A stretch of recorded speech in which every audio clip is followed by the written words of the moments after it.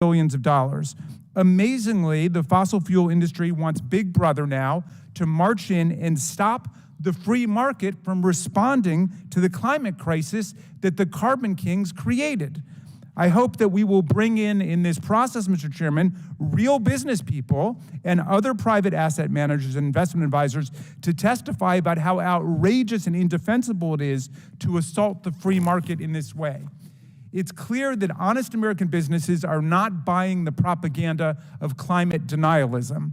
They have a duty of loyalty and care to their shareholders, and they're focused on the actual bottom line, and that always means, as we will hear from the minority witness today, facing reality, facing the real risks and costs that businesses encounter, not swallowing a bunch of mythology and lies. America's most successful investors and asset managers have voluntarily and freely embraced responsible investment principles as a fulfillment of their legal fiduciary duty to minimize risk, maximize returns, and prudently plan for long-term challenges like the ones associated with climate change. That is the freedom, and that's the decision that the fossil fuel industry and its supporters want to destroy. But responsible investing works, and we have the opportunity to explain it today. The proof is in the pudding. Over the last decade, Bloomberg's ESG index performed dramatically better than Standard & Poor's traditional fossil fuel-based index. Consider this remarkable contrast on the sign behind me. Now, the ESG index is obviously performing a lot better than the general stock index, but I would never say, Mr. Chairman, because of these stunning trend lines, which smart investors will certainly take note of, I would never say that the states or the federal government should force all investors or asset managers to steer all their investments into ESG stocks like wind or solar or conservation or whatever. I would never say that. If there are investors who want to continue to invest in just big gas and big coal and big oil, that is totally their prerogative and right to do so, and I would never interfere with that. But one can only regard with amazement the fact that the fossil fuel industry is using their massive wealth and power now to try to force investment funds, asset managers, unions, pension funds, and businesses to invest in the less successful carbon-dominated stocks. It makes sense to say in the free market that no one should be forced to do the demonstrably right thing with their money, but it is appalling to say that everyone should be forced to do the demonstrably wrong thing with their money. Let's let the free market operate. The new campaign against what Tocqueville called the enlightened self-interest of American business comes dressed as an attack on woke capitalism, the same epithet used by Governor DeSantis in his attack on the Disney Corporation, which has backfired so badly on him. Although every other word coming out of their mouths these days is woke, our friends have proven famously unable to define what they mean by woke. So I did a little research, and I want to help with the etymology of the word. Woke comes from the Indo-European root weg, which means to be strong, lively, alert. That root grew into woke, awake, wakefulness, but it also grew into the closely related word vigilance. And I think vigilance is probably the best definition of woke as you guys are using it. The whole point of being a fiduciary is to be vigilant, watchful, and alert to opportunities and risks. And that's what asset managers, corporate board members, and executives do with other people's money. The opposite of a vigilant, woke investment strategy is a negligent and inattentive investment strategy. Or to put it more simply, when it comes to climate change, if you don't have a woke capitalism, you're going to have a broke capitalism. Responsible investing principles, including ESGs, have been freely chosen by America's companies and employed by asset managers and pension fund managers for decades. Right-wing attacks on these principles, fueled by dark money, corporate special interests, and flawed legal arguments, threaten now the savings and retirement of Americans by forcing asset managers to ignore material risks and considerations and violate their fiduciary duties. And we're hearing this from all over America. After Kentucky passed a law in April of last year to divest state funds from financial companies that used ESG principles, the county employment retirement system responded that the requirement was, quote, inconsistent with its fiduciary responsibilities. An analysis by the Kansas Public Employees Retirement System of anti-ESG legislation proposed in the state found that it, quote, could cause more than $1 billion in losses due to the early sale of assets and could reduce returns by $3.6 billion over the next decade. In August of 2022, the Florida State Board of Administration divested its pension from BlackRock due to the asset manager's ESG commitments. And in May 2023, Governor DeSantis signed into law a bill prohibiting state and local government funds and pensions from considering any social, political, or ideological factors. Analysis by the Sunrise Project indicates that because of these incomprehensible actions, Florida stands to spend between $97 million and $361 million more on municipal bonds alone to satisfy this new anti-woke political correctness standard. These anti-ESG laws threaten American retirements, especially those of public workers like teachers and firefighters and librarians. At the end of the day, the only way for asset managers to meet their fiduciary duties is to allow them the freedom to invest, focusing on what will provide the greatest return for their beneficiaries that they have a fiduciary duty to. Even if you favor as a personal financial strategy exclusive investment in oil and coal, you should not be interfering with the rights of others to make other decisions, especially when their decisions have been yielding significantly higher returns. Thank you, Mr. Chairman. I yield back. Gentleman yields back. I'm pleased to welcome our three witnesses today who are all statewide elected officials. But first, I yield to the gentleman from Alabama, Mr. Palmer, to introduce his good friend and our very first witness.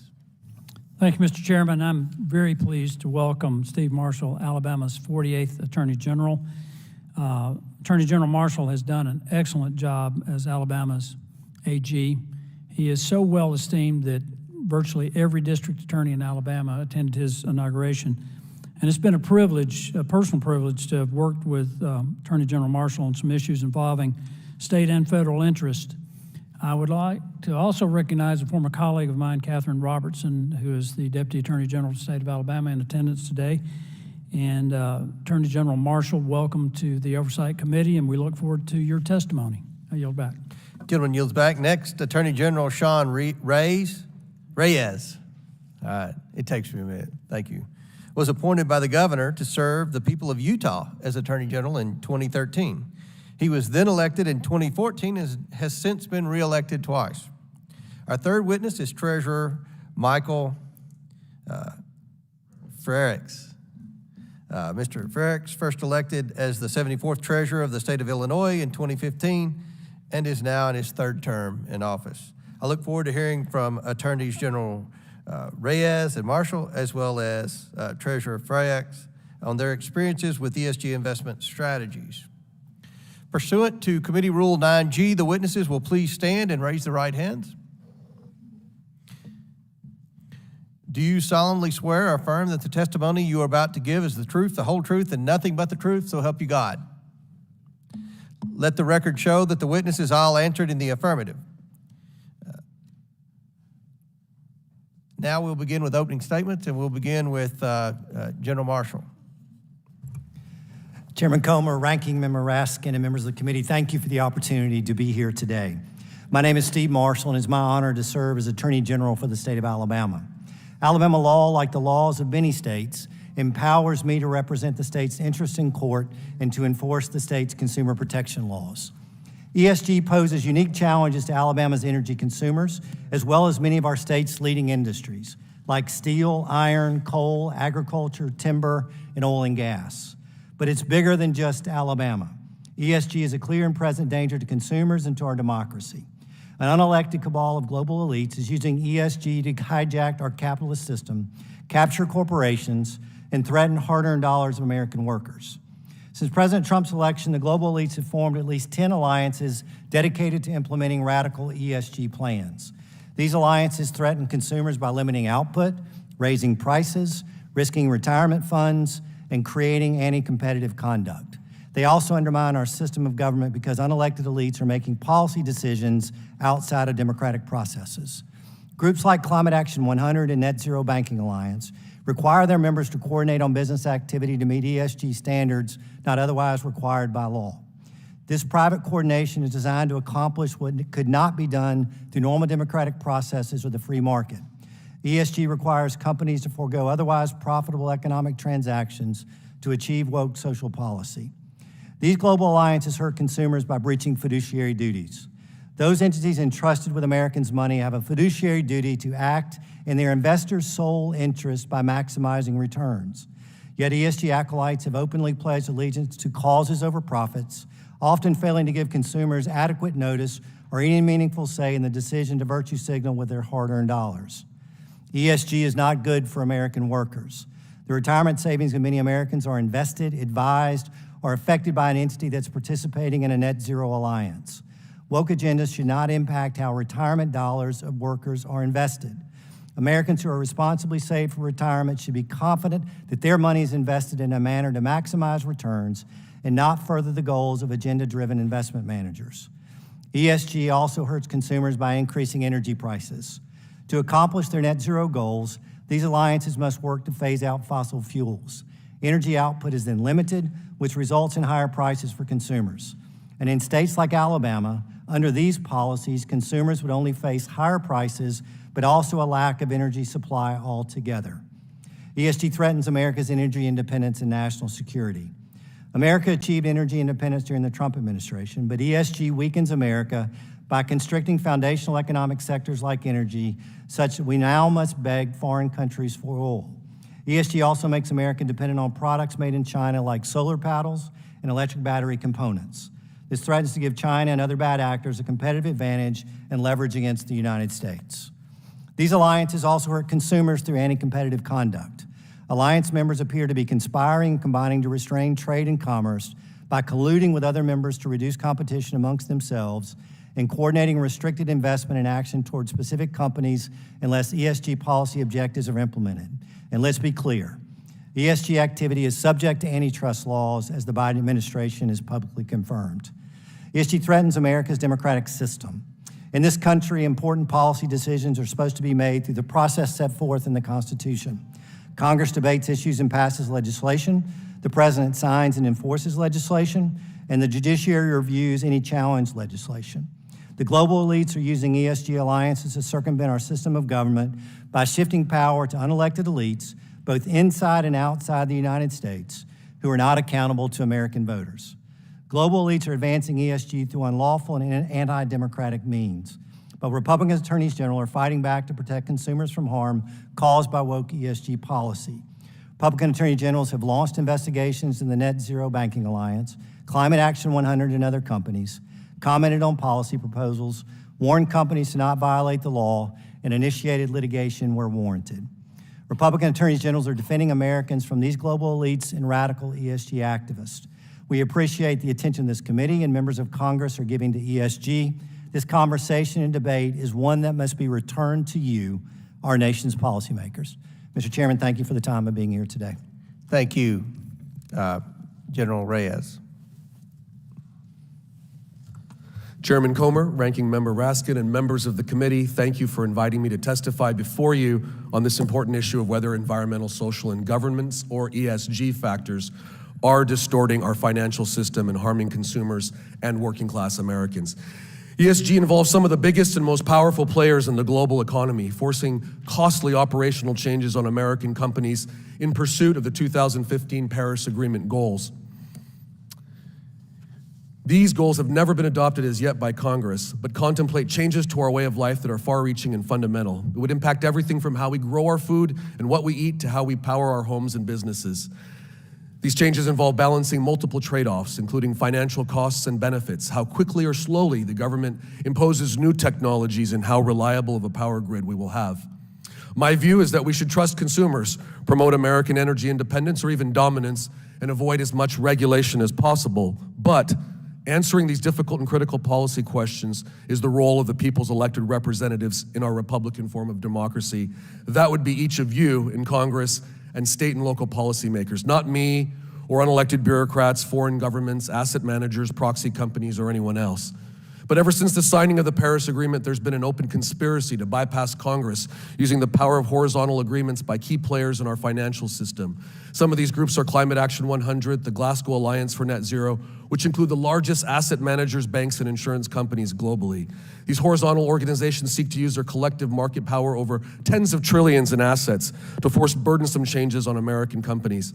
Such changes drive up the cost of goods and they harm shareholders by reducing returns. In sum, ESG is an undemocratic tax on our economy and productivity. ESG also weakens Americans' national security and that of our allies for all the reasons that my colleague outlined. Many renewables require rare earth elements and other supply chain needs that are dominated by China. Thus, adopting these fundamental changes to our energy supply provides China even more leverage over our economy and security. The various problems with ESG present a multifaceted topic beyond the scope of any single hearing. But in addition to the more macro ESG concerns that General Marshall and I have raised, I present three very specific ESG concerns to you today. These are areas the committee can and should investigate further.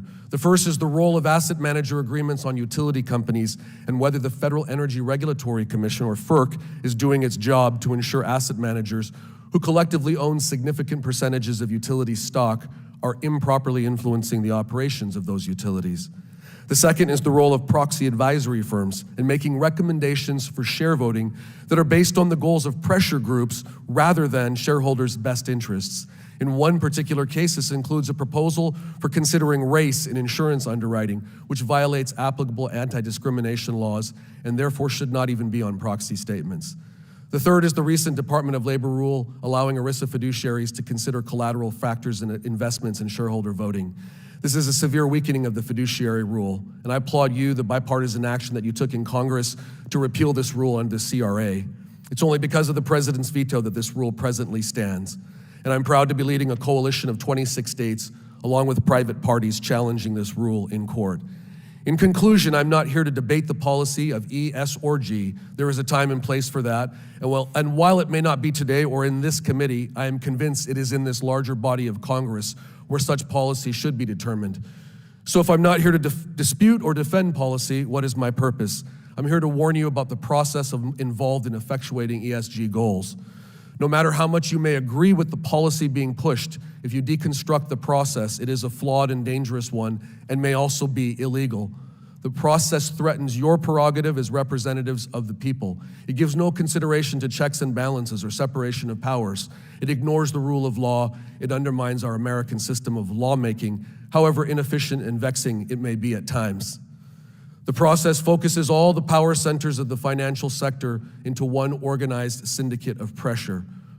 Whenever such a concentrated array of power conspires together for a specific outcome, we must be wary.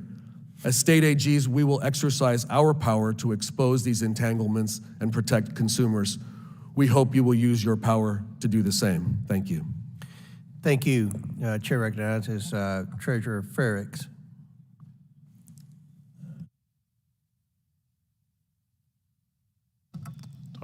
Thank you very much. Good morning, Chairman Comer. Good morning, Ranking Member Raskin and members of the committee. My name is Michael Frericks, and I am the Illinois State Treasurer. I am the state's Chief Investment and Banking Officer, and in that role, my office manages approximately $52 billion. The portfolio includes about $26 billion in state funds, around $17 billion in college savings and retirement funds, and about $9 billion on behalf of local and state governments.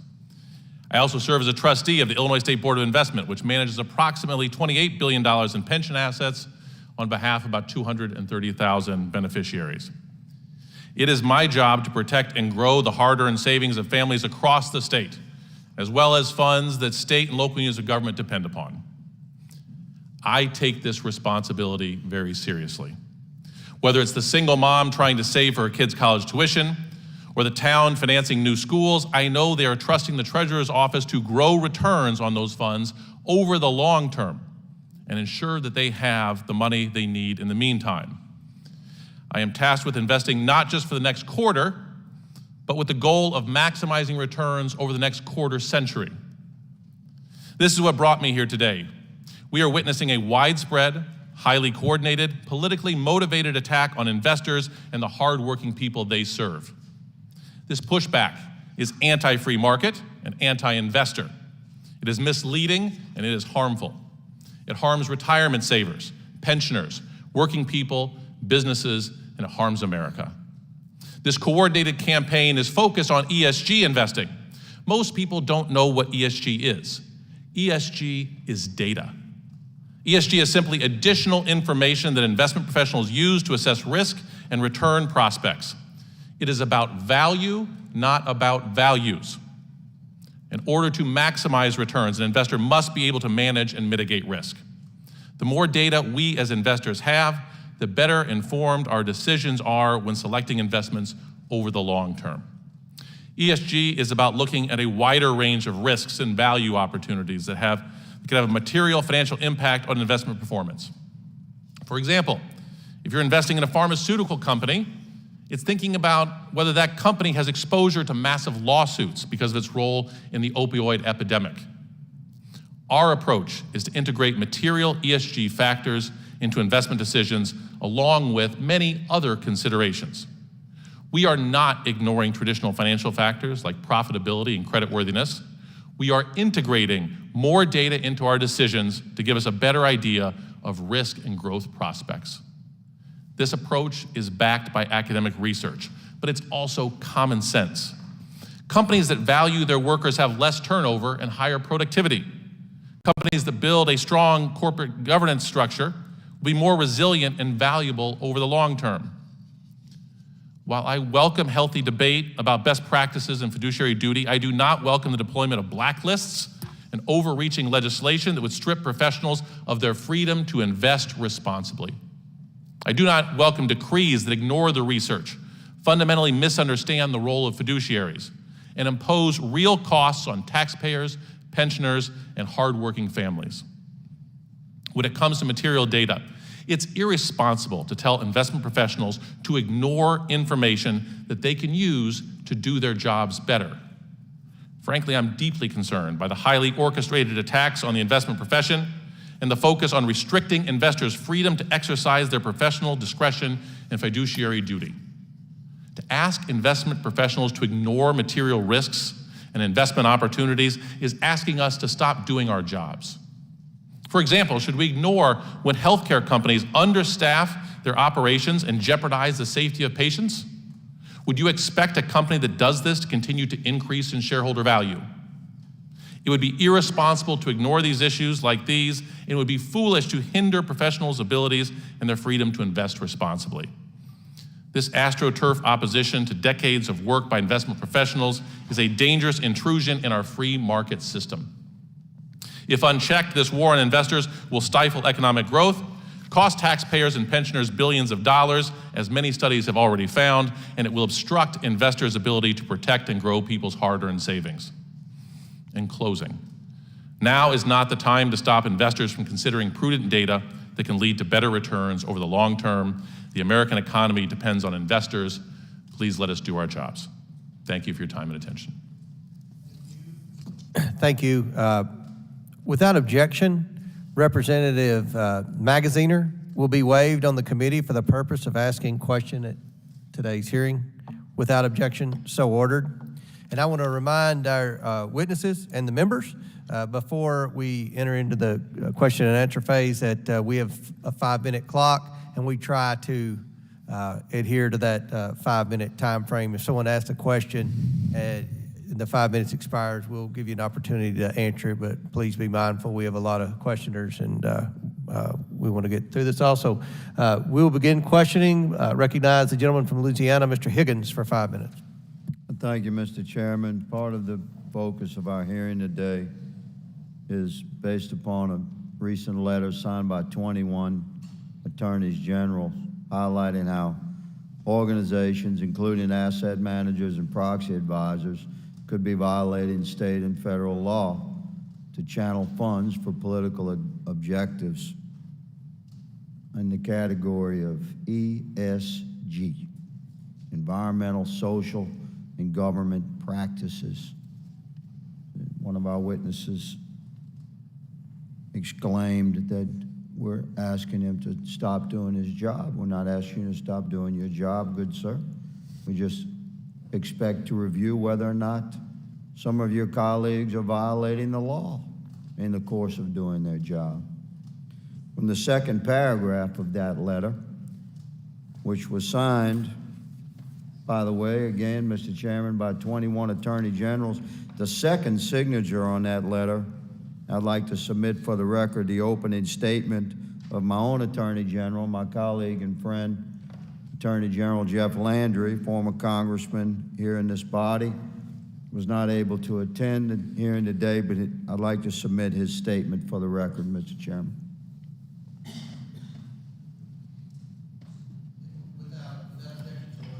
Thank you, Mr. Chairman. From the second paragraph of the letter signed by so many of our attorneys general addressing asset managers, said these companies are some of the largest asset managers in the United States. It's important for the American people watching to grasp this.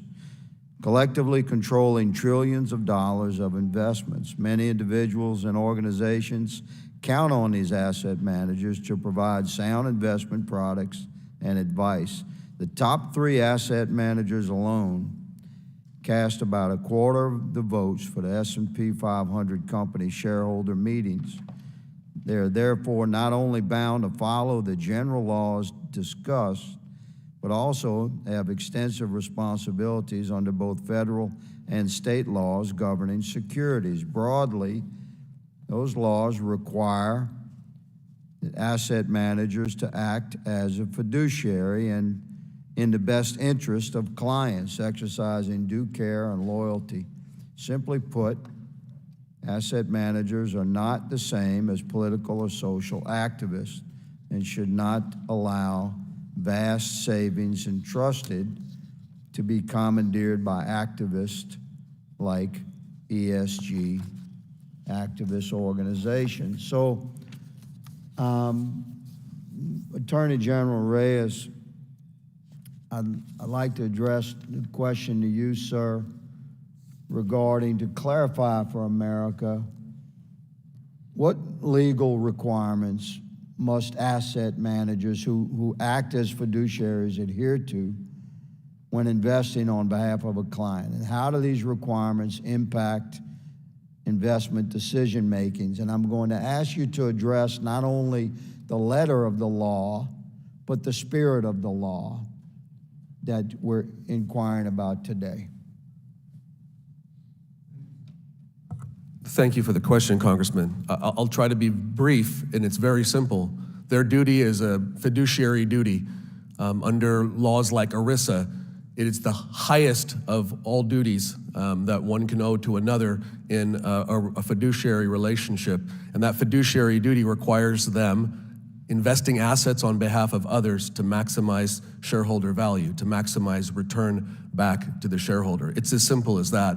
That has been the rule, the prime directive, if you will, for generations. And it served our market and it served our nation well. How would you assess, for the committee and for Americans viewing this hearing, how would you assess, Attorney General Reyes, the performance of ESG investment versus traditional investment? I believe there are a number of studies that show that ESG funds have globally underperformed. So my data contradicts the data that we saw earlier from the ranking member.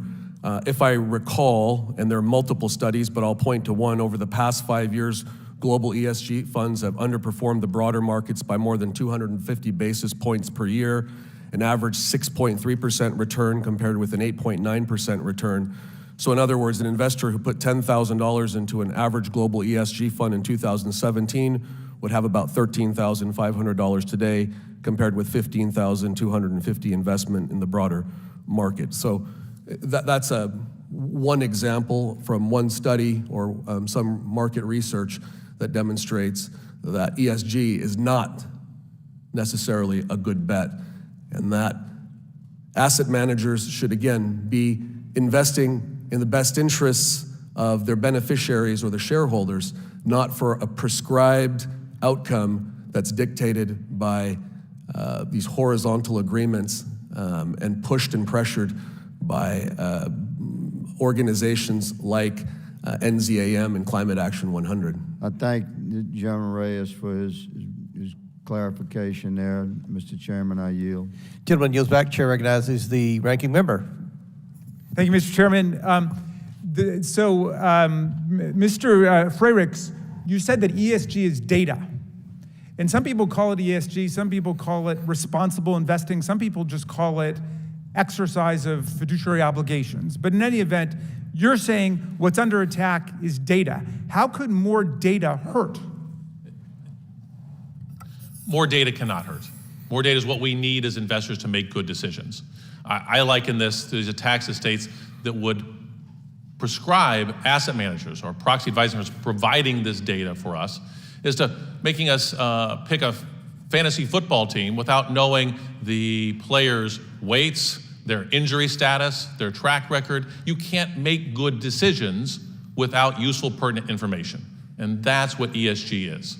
Go into a time machine for a second, if you could. How does your job differ from someone who was the treasurer of Illinois 50 years ago? I mean, back in those days, it seemed like it'd be simple if you were trying to do the valuation for an auto company. How many autos are pumped out every year and number of man hours that go into and so on. How is the valuation of companies different today in 2023 than it was 50 years ago? The nature of value in the S&P 500 has changed dramatically over the last 50 years. If you look back in the early 1970s, it was probably somewhere between 75 to 80% of the total value of the S&P 500 was intangible assets. Things like cars, things like paper, things like pencils. And you could do an analysis, financial analysis, how many acres of forest you have under contract, and you could see how many cars and pencils you could produce, and you could reach a value. Today, the S&P 500 has about 80% of the value in things like brands, intellectual property. And those things are subject to different risks than those companies 50 years ago. We are just trying to guard against those risks. A company like Google is not worth how much it is today because of the number of petaflops of data they have. It's based on their reputation. Apple is not worth $1 trillion because of the number of iPhones they sell, but because of their reputation. And those are susceptible to social and governance risks. Well, you know, some of the disagreement here is about facts, and I appreciate what Attorney General Reyes just said. He made the claim that the ESG informed investments do more poorly than the Standard & Poor's General. Our data is completely different from that, showing that it's been overperforming. I'd like your comments on that, but then I'd like you to comment on this. Let's say Utah sees it differently than Illinois. Is there any problem with you pursuing the investment strategy you want and Utah pursuing the investment strategy they want? Investing is not easy. Some people want to put more work into it than others. If someone doesn't want to look at this data, that's fine. They have that freedom. Nothing in ESG prescribes that someone has to consider these sources.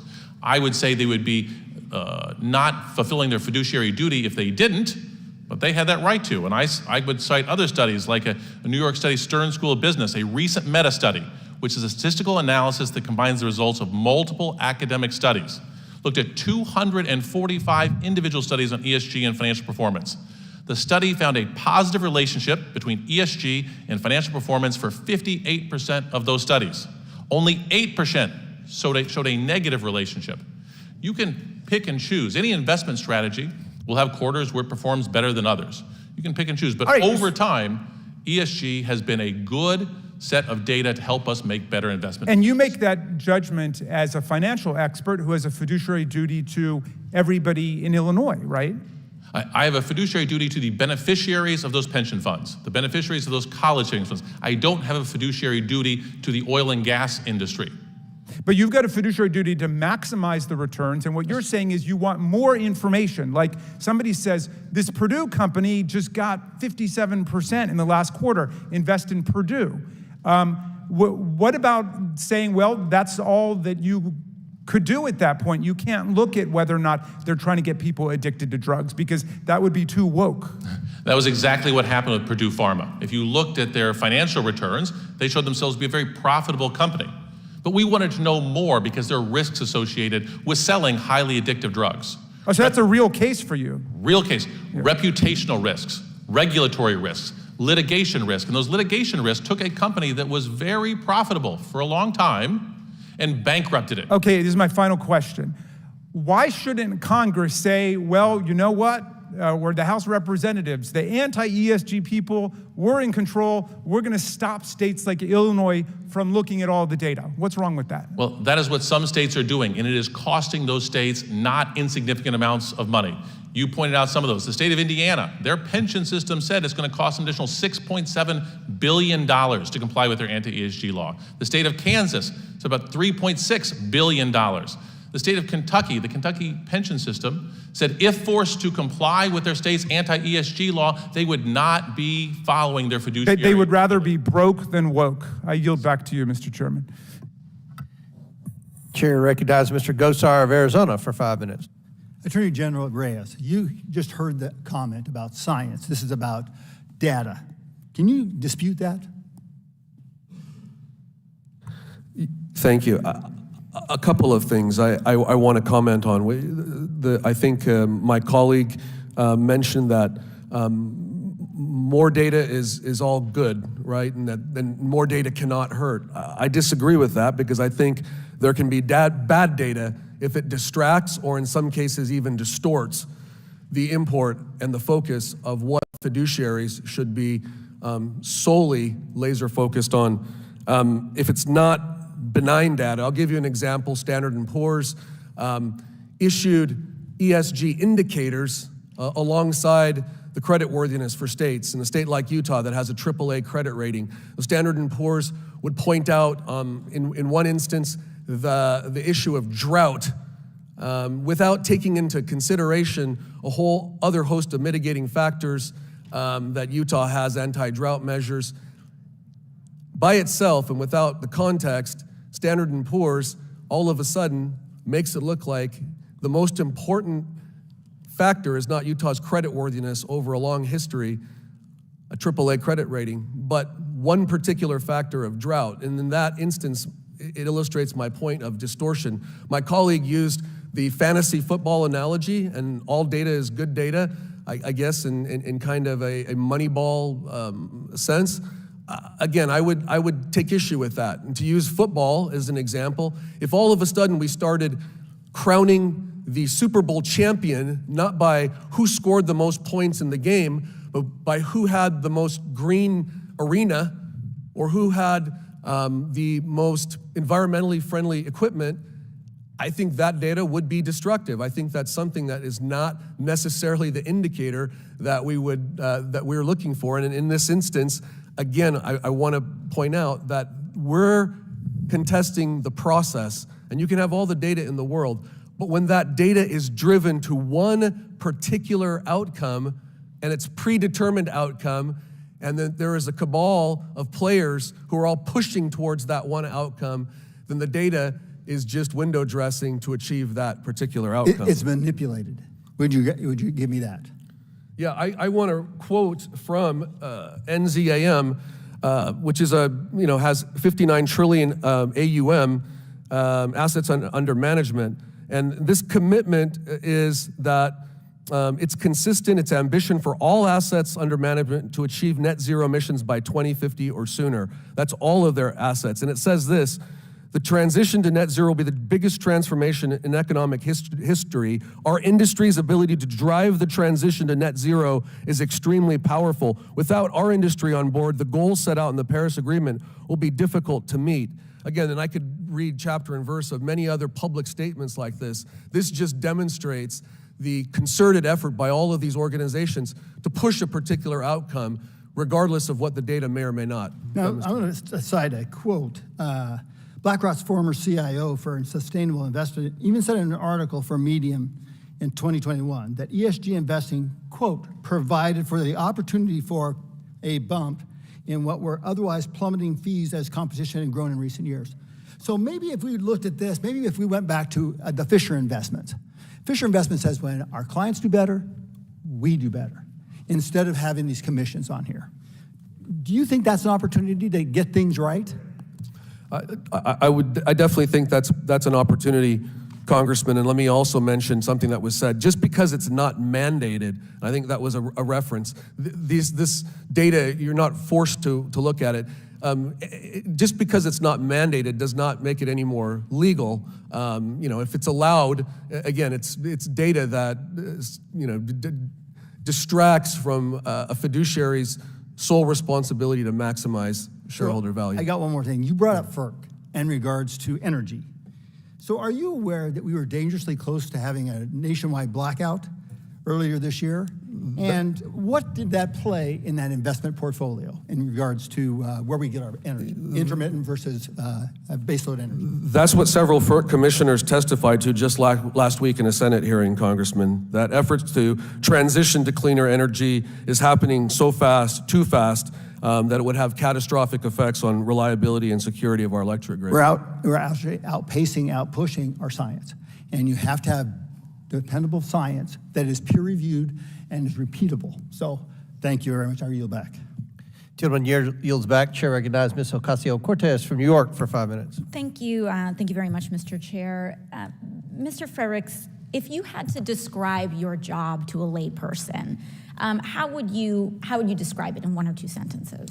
I'm the Chief Investment Officer. My job is to maximize returns for the state of Illinois and our beneficiaries. And your beneficiaries are the citizens and folks who reside in the state of Illinois, correct? To the citizens of the state, they're the participants in college savings plans and retirement savings plans and retiree pensioners. So everyday people saving for college, saving for retirement, and who really just want to make sure they can put their dollar in a long-term investment that is stable, correct? Most of these people put their money in and they expect not to look at the next quarter, but we look at the next quarter century.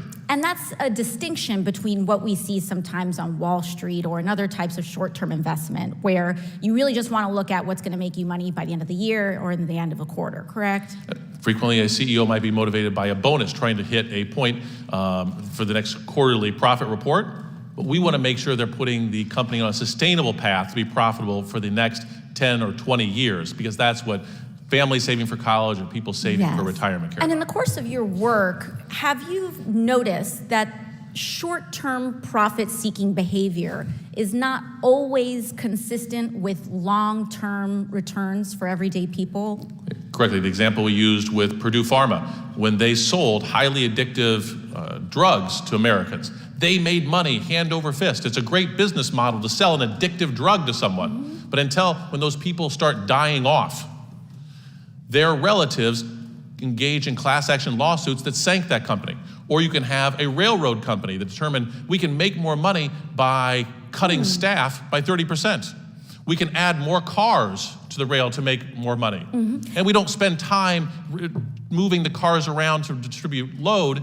And then when that railroad has a derailment in Ohio, it costs that company real dollars, because it costs investors, shareholders, and beneficiaries. Yeah, and it's interesting that you bring that up, Mr. Frericks, because I think what we're seeing here is that the other side of the aisle is making the argument here that we should just look at the balance sheets, the short-term returns, and the short-term investments in order to make long-term financial decisions.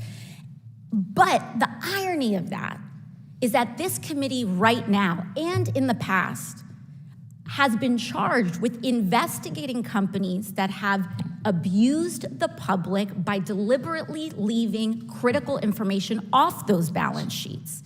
You've seen that in your work, haven't you, Mr. Frericks? We've all seen this. I heard a talk about bad data. There was bad data, there was false data that sunk Enron. This had nothing to do with ESG. You can look and find bad data anywhere. It's the job of an investor to sort through that data and to look through multiple lenses. Right, we just lived through this with SBF and FTX. We just saw this 2 years ago. We went through a multi-installment investigation of DuPont's poisoning with respect to PFAS in water. Veterans communities that live around military bases, airports, et cetera, dealing with reproductive cancers, testicular cancers, from information that was withheld from those balance sheets. Norfolk Southern and the train derailment in East Palestine, those communities are struggling to access information that this company is hiding because it is not necessary to put on their balance sheets. Right now, we are investigating Abbott for baby formula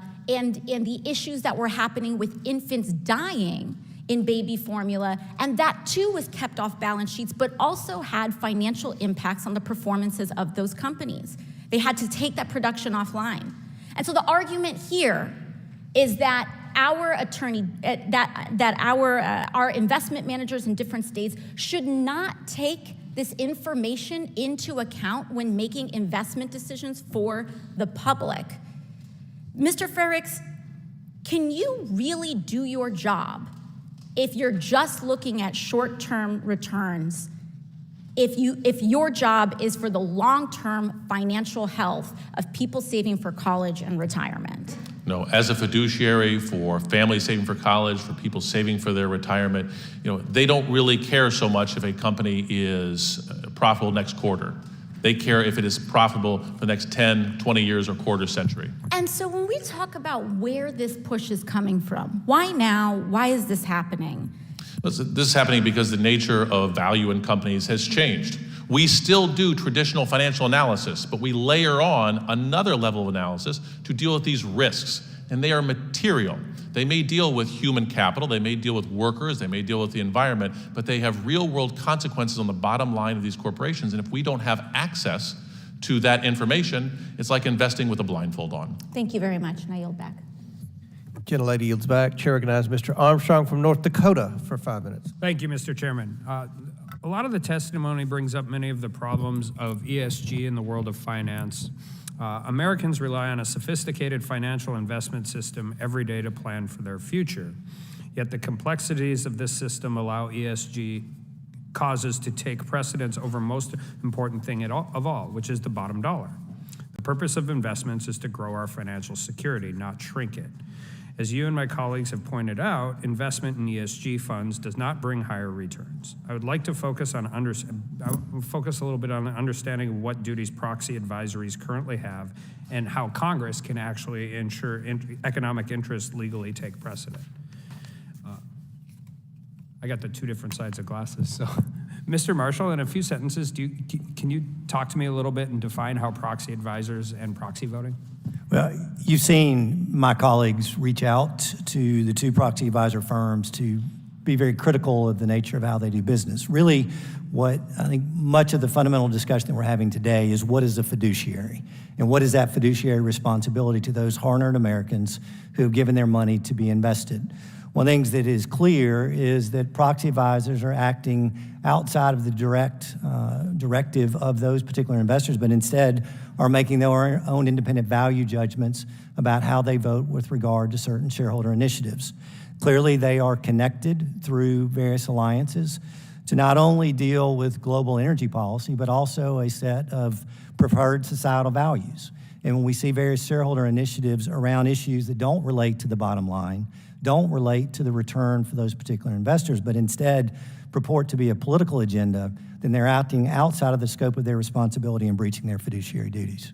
Mr. Reyes, what is robo-voting? How does it magnify the power of proxy advisor recommendations? And should Congress consider restricting its use? Robo-voting, automatic voting has given even more power to the proxy advisor duopoly that is ISS and Glass Lewis. That is part of what we would ask you, Congressman, to look at with regard to proxy voting. The market for proxy advisory firms, as I mentioned and General Martian mentioned, is dominated by two players, Institutional Shareholder Services, ISS, and Glass Lewis, and their combined market share is approximately 97%. So you're looking at predominant market players who influence many of the institutional advisors and asset managers for whom they provide supposedly objective advice for. A study has shown, though, that a significant number of institutional investors simply follow the voting advice of proxy voters. This is like automatic straight ticket voting. It's common sense that proxy advisory firms should focus on providing objective advice related to maximizing value of shares in the companies that are the subject of shareholder proposals and board of director elections. Unfortunately, for these two particular advisors, they again have very public purposeful statements about what their end goals and objectives are, including retiring coal plants, including transitioning away from fossil fuels and getting to net zero Paris 2015 goals. It's difficult to see and to imagine that they can be entirely neutral and provide objective opinions for those for whom they're serving when they have such strongly stated goals and when they start every shareholder vote. I think one estimate was they have 38% or so of the votes already locked in, and so it's very difficult to overcome their predisposed decision-making process. So those are all issues that we would like for you to take up in a further hearing with regard to proxy voting. And Mr. Marshall, if proxy voters are not acting in the best interests of their shareholders, what current mechanisms are in place to hold them accountable, and what should be accountable to? One of the things that exists for AGs is under our consumer protection laws, Deceptive Trade Practices Act. I think one of the things that you've seen already is Republican attorneys general have been active on the investigative side using both our consumer protection laws as well as the antitrust laws. Multiple investigations are now pending, and we have the opportunity to be able to report back on those investigations. But as well, I think General Reyes has outlined for this committee various ways that this body can act to be able to rein in what we believe is an unlawful practice. Well, as somebody who served in state government and the federal government, I appreciate the fact that sometimes you can move more quickly than we can. With that, I yield back. Chair recognizes Ms. Bush from Missouri for 5 minutes. Thank you, Mr. Chairman. St. Louis and I are here today for a timely and important hearing to defend the planet itself. The acronym ESG has been used so much today already that I'd like to remind everyone what it stands for: environmental, social, and corporate governance. The relationship between the activities of giant corporations like Microsoft, Apple, and eBay have an immeasurable impact on our society and on our environment. By now, we all know that the health of our planet is fleeting. All you have to do is step outside, feel the seasons getting shorter and the temperatures getting higher. You just have to turn on the news to see the latest natural disaster devastating communities. You just have to listen to the scientists and climate experts who are telling us point blank that it is now or never. Act today or wish you had yesterday. My hometown of St. Louis ranks among the highest across the country in rates of asthma, with rates significantly higher for Black residents than white residents. ESG principles are the bare minimum corporations can abide by to protect the communities that serve as their domestic headquarters in cities like St. Louis. The cost of doing business should not be a lifetime of pollution for small towns and cities across this country. Mr. Frericks, do Republican attacks on responsible investing practices actually increase the waste and mismanagement of taxpayer dollars? Yes or no? Well, and if so, how? I think attacks that limit our ability to consider all factors, to have access to data, costs us, and this has been documented in other states. No, I think there's a misunderstanding of what proxy advising firms do. The secret right there is in the word advisory. They don't make these votes, the fiduciaries make these votes. And if a fiduciary decides to just turn it all over to someone else, that's their choice, but a good fiduciary will rely to their advice and other sources of information. You know, we're part of several coalitions we get information from. The example I like to use is we're trying to get a good, clear picture of these corporations and their profitability over the long term. Now, you notice I wear glasses. I didn't always wear glasses, but the nature of my eyes changed over the last 30 years, and I had to take steps to see better. And when I went to go see an optometrist, they gave me a choice of 2 different lenses and said, which helps you see better? ESGs are different lenses to see. I say, okay, well, first lens helped me see better. They'll show me 2 different ones, and eventually, after looking and through several different lenses, we'll get a much clearer picture. That's what ESG data does. It helps us to have a better picture about the long-term profitability of these companies. Thank you for that. I asked unanimous consent to submit into the record a study by Wharton Business School professor Daniel Garrett and the Federal Reserve economist Ivan Ivanov on the cost of the 2021 Texas law to limit responsible investing. Without objection to order. Thank you. Mr. Frericks, could you briefly summarize the findings of this analysis for us? Yeah, back in 2021, the state of Texas passed legislation limiting the number of firms they could use for debt issuance. And because they limited some of the largest debt issuers, there was less competition. I find this difficult that I'm the one defending the free market and the ability to have competition and access to data and for shareholders to have rights. Because I think I heard earlier someone mention that asset owners who own utility stocks are telling them what to do, as if that's a bad thing. They are owners of these companies. What they found is by limiting competition, it was costing the taxpayers of the state of Texas an additional $300 to $500 million a year. Thank you for lending your expertise. Strong labor unions like SEIU and AFL-CIO have fought long and hard to ensure large corporations and bad actors are being held responsible for harming workers. Workers should be able to determine if their state pension funds are being invested responsibly, and ESG principles are an important first step. Now, unions are on the front lines of the fight to hold corporations accountable for their continued pollution of our communities, whether fighting for paid sick leave, livable wages, workplace safety standards, and now ESG principles. We must support strong government regulations and oversight into all activities of large corporations. The federal government has an obligation to provide resources and solutions to the climate crisis at every opportunity. Congress must ensure that with each piece of legislation we put forward that there is some component to it that addresses the climate crisis. Thank you, and I yield back.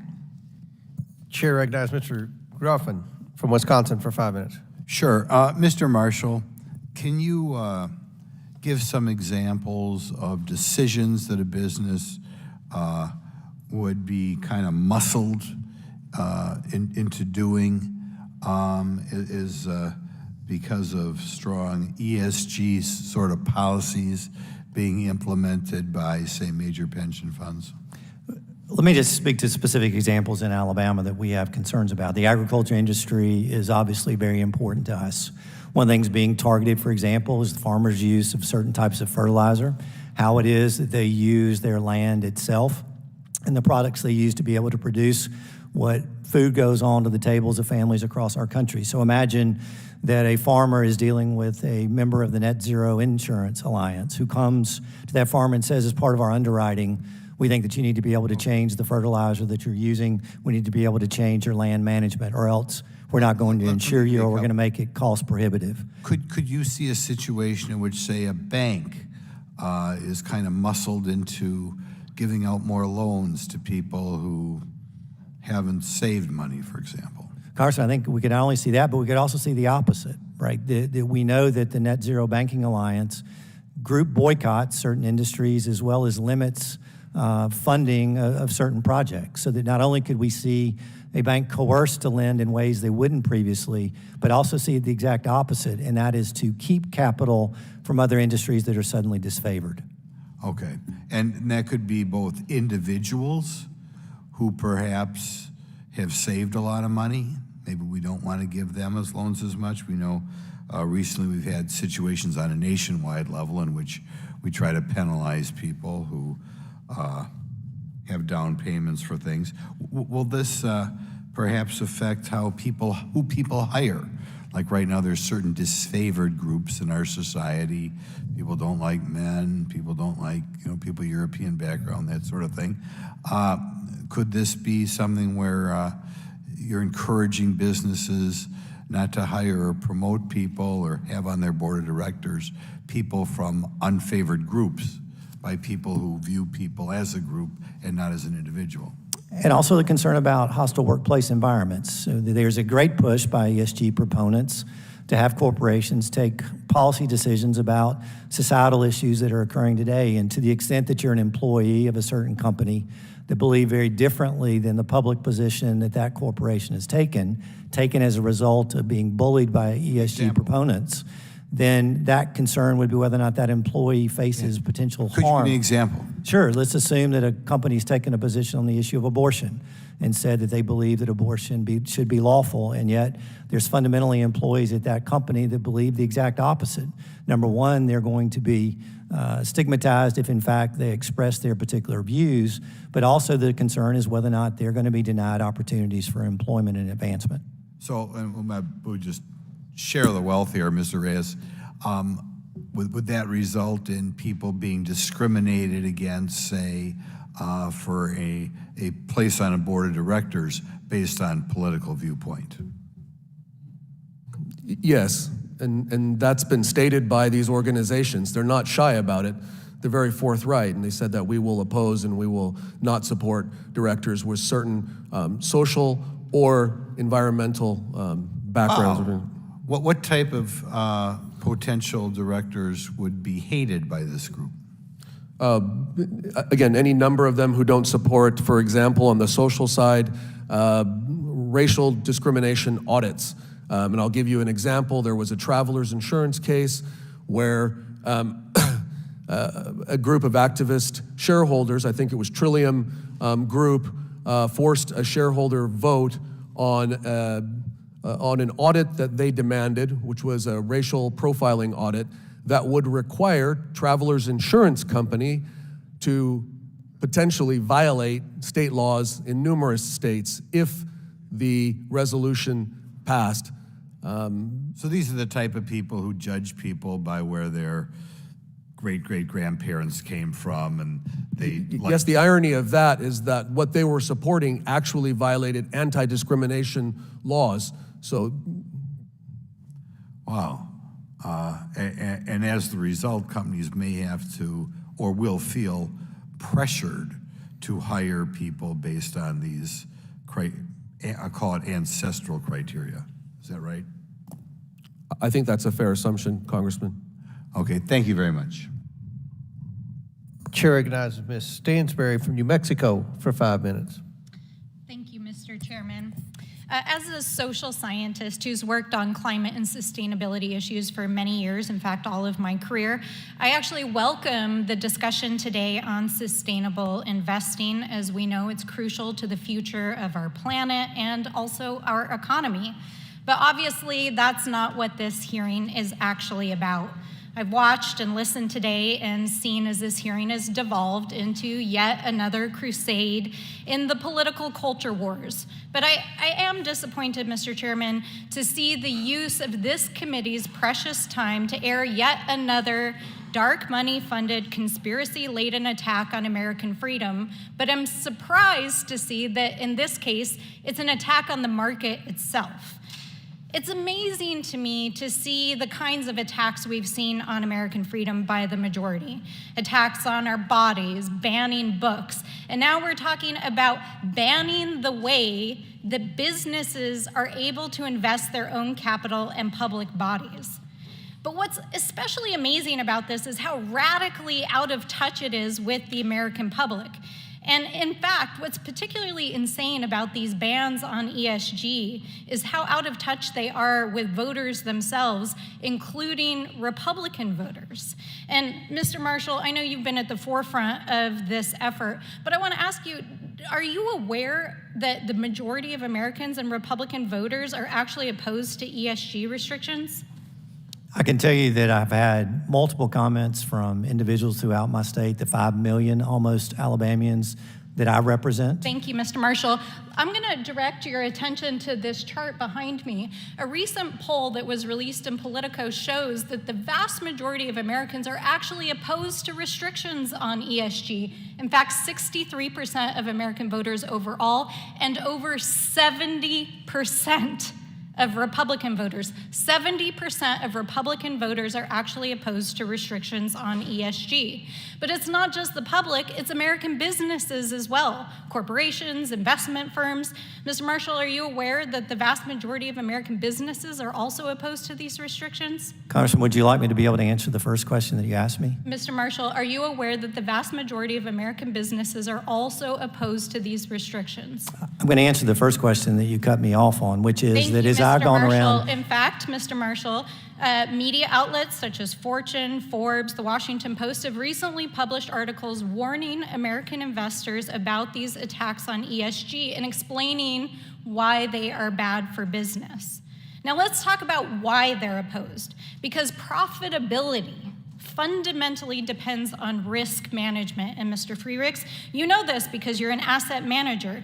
And corporate America understands the real and significant risks posed by global climate change and the other social and environmental factors that are presented as part of ESG factors and data as they're presented in investing. So my question is, why on earth is the GOP waging a war on ESG, especially when it's so completely unpopular with American corporations, the market, investors, American voters? In fact, 19 states have actually moved under extreme governors and state officials to try to ban ESG investing. We're talking about legislation, executive orders, and the very lawsuit that we're here discussing today. So my question is, why is this happening? And I think, Mr. Frericks, as you've indicated, I think in your testimony, we have to follow the money. And the reality is that this is a well-coordinated and political attack. Is that not true, Mr. Frericks? It would seem that the fossil fuel industry is leading a charge here. We had talks about how banks are muscling companies. We have seen that. We have seen banks being muscled. Legislation in Texas is muscling banks to invest in the fossil fuel industry. Banks like to be diversified, and if they decided that they wanted to invest in renewable resources, like biofuels from Iowa, or wind turbine blades from Ohio, or solar panels being installed in Arizona, they would be punished for that. That's the real shame here.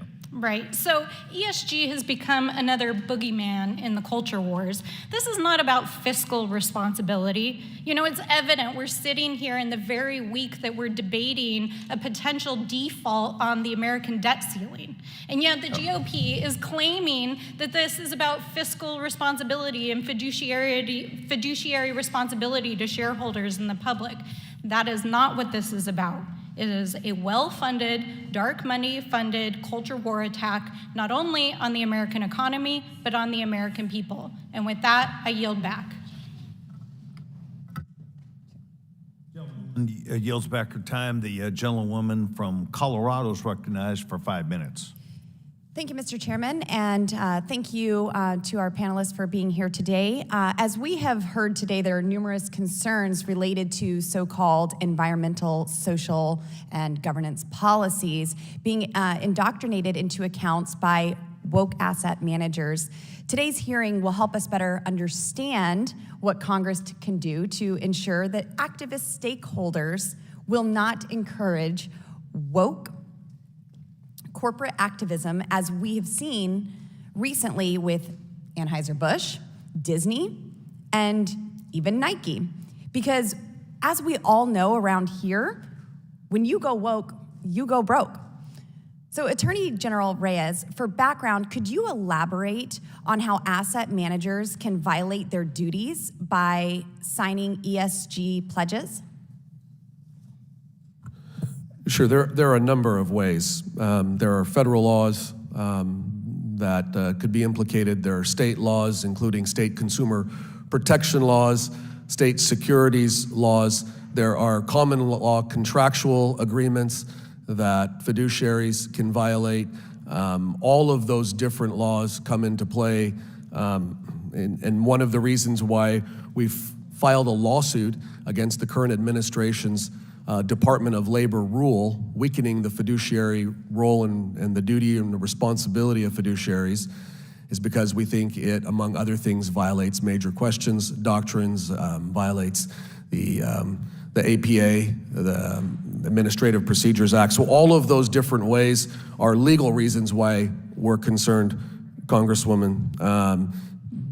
When you hold yourselves out as being objective and you represent to your customers and your shareholders that you are being objective, then you must live up to that and not have a predisposed, predetermined end goal in mind. And I'll make one comment. My colleague and my friend, the good treasurer, mentioned proxy advisors don't vote the shares. He's right.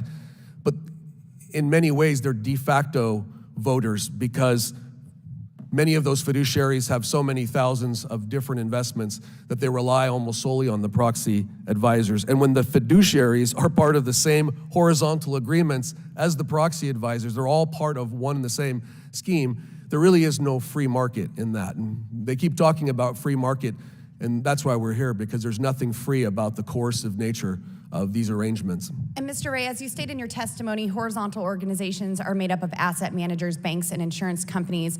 Now, I'm aware several state attorneys generals are investigating several of the net zero banking alliance groups, including JP Morgan Chase. What have those investigations found to date? Not ready to disclose all of our findings yet, but I will say comfortably enough that we are continuing our investigations, and we hope that you would... So Mr. Reyes, considering the Silicon Valley Bank has collapsed and JP Morgan Chase bought the bank, has there been any indication that there's been any involvement in ESG policies that there's been while reestablishing the bank? There may be, but I'm not willing to comment on that based on our investigations. Thank you so much. Attorney General Marshall, as the Department of Labor under the Biden administration has considered requiring fiduciaries to consider ESG in employee retirement savings decisions, several 401ks and thrift savings plans allow managers to use their voting rights on behalf of these retirement accounts. A prime example of this is BlackRock, a primarily left-wing activist fund that uses its status as the fiduciary for several investment funds to coerce companies into introducing these ESG politics into their retirement account savings. How can Congress help ensure that these companies are not introducing ESG policies into their investment funds and instead are maximizing returns for future seniors that will need to live off of this money in these accounts? Congressman, one thing that we heard earlier from one of your colleagues is how partisan this issue is. This body has demonstrated through the Senate by attempting to overturn the new safe harbor rule under ERISA and saying that it was an improper way to consider the investments for 152 million Americans in their retirement accounts. This body can clarify clearly under ERISA the role of a fiduciary, what that means for the investment return of the individuals who have invested their accounts, and make it clear that objective criteria, not subjective ESG criteria, are used for making those decisions. Thank you very much for that suggested solution. And Mr. Chairman, I yield. Gentlewoman yields back her time. The gentlewoman from Ohio is recognized for 5 minutes. Thank you, Chair and Ranking Member, and our witnesses. I continue to be surprised by the position of my friends on the other side. Aren't the values of free market a fundamental view of their party? Environmental, social, and governance investing is one critical tool that businesses use to make financially smart investments. This type of investing emphasizes corporate models that are both financially smart and socially good, which is truly a win-win. One aspect of corporate models that is too often overlooked is the governance and social strategies component. These strategies often center around diversity in the workforce, both at executive levels and within a particular organization and throughout the broader industry. The inclusion of people of all Black backgrounds, especially those from marginalized communities, is an essential part of America's corporate success. We thrive as a nation when every one of us is empowered and has an opportunity to succeed. Diverse voices at the table make companies stronger and their products, goods, and services more inclusive and effective. According to a 2019 McKinsey analysis, companies in the top quartile for ethnic diversity on executive teams were 36% more likely to have above average profitability. Another study showed that employees are 5.4% more likely to want to continue working at a diverse company. Clearly, businesses have a moral obligation as well as a financial incentive to make sure there is a seat at the table for historically marginalized groups. But there is still so much work to be done. So Secretary Marshall or Secretary Reyes, do you know what percent of the 5,403 board members of Fortune 500 companies are women of color? Congressman, I do not. No, ma'am. The answer is 7%. Moving on, this year, the Pew Research Center published a report on Black-owned businesses in the United States, which continue to face systemic structural barriers to equal opportunity, including lack of investment. I hope you all will have a chance to read it, and I ask unanimous consent that this be entered into the record. Without objection. Thank you so much. Secretary Marshall or Secretary Reyes, can you tell me the percentage of businesses nationwide that are Black-owned? Congressman, I cannot. No, ma'am. Black-owned businesses make up only 3% of classifiable companies, despite Black Americans making up 12.4% of the U.S. population. Mr. Frericks, in your experience as Illinois' top investor, how does diversity at all levels of a company help investors meet their fiduciary responsibilities and position themselves for success? Thank you very much for that question. The research has been fairly clear. And this is not by a left-wing organization. McKinsey is not a left-wing organization. That diversity is good for boards. I heard comments made earlier about discrimination against people from a certain ethnic background or race. There are still plenty of white men serving on corporate boards. The vast majority are. But research has shown that homogenous boards underperform diverse boards. And it's not just the research, it's common sense. If you bring people from the same backgrounds, the same educational schools, the same cultural backgrounds together, you're going to find a lot of groupthink. A good board does well when there is discussion and back and forth and differences of opinions. And so diverse boards reduce groupthink and produce better results. Thank you. And I would say that that answer demonstrates the need for increased diversity, both within individual corporations and throughout the broader business sector. Yet, unfortunately, punishing companies for these private corporate choices has become an element of the Republican platform from DC to Disney. While historically marginalized communities continue to face unique economic barriers, Republicans oppose corporate freedom to implement strategies for social investment, which even benefits the bottom line. In fact, the Republican platform appears to center around taking away choice, the choice to promote diversity, equity, and inclusion, the choice of a woman to have control over her own body, and the choice to read a book and live without the fear of gun violence. I urge my friends on the other side of the aisle to reconsider these misguided priorities. And with that, Mr. Chairman, I yield back. Gentlewoman yields back her time. The distinguished gentleman from South Carolina is recognized for 5 minutes. Thank you, Mr. Chairman. Thank you for having this hearing today. Thank you to our witnesses for your time. Under federal and state law, asset managers owe fiduciary duties to their clients. What does that mean? Well, it essentially means that they put their clients' interests first. This is a concept that is old as time. It's become increasingly clear, however, that asset managers may have violated that fiduciary duty, based on your findings, to their clients through signing radical ESG pledges. Attorney General Reyes and Attorney General Marshall, you and several other attorneys general, including Alan Wilson from South Carolina, penned a letter to 53 asset managers. In this letter, you said that state and federal laws require these asset managers to act as a fiduciary in the best interests of their clients and exercising due care and loyalty. So today I want to take a quick look at the history of fiduciary. Starting with the basics, the Bible says that no one can serve two masters. The Romans defined a fiduciary as a person holding the character of a trustee or character analogous of a trustee in respect to the trust and confidence involved in it and the scrupulous good faith and candor which it requires. The case of Keach versus Sanford, a 1727 English trust law, holds that a trustee owes a strict duty of loyalty and care so that there can never be any possibility of a conflict of interest under ERISA. A person who provides investment advice has that same fiduciary obligation to provide the advice in the sole interest of the plan participants. It's clear that the history of fiduciary is not a new concept.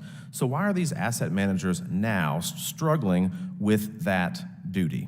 When someone invests their money, they have the intention that this money will grow and that they will get a return on that investment. However, these asset managers are throwing money in support of ESG initiatives that are contrary to those who have those holdings. Attorney General Reyes and Attorney General Marshall, will asset managers be forced to choose between their legal duties to achieve financial returns and ESG policy goals, and can you outline that?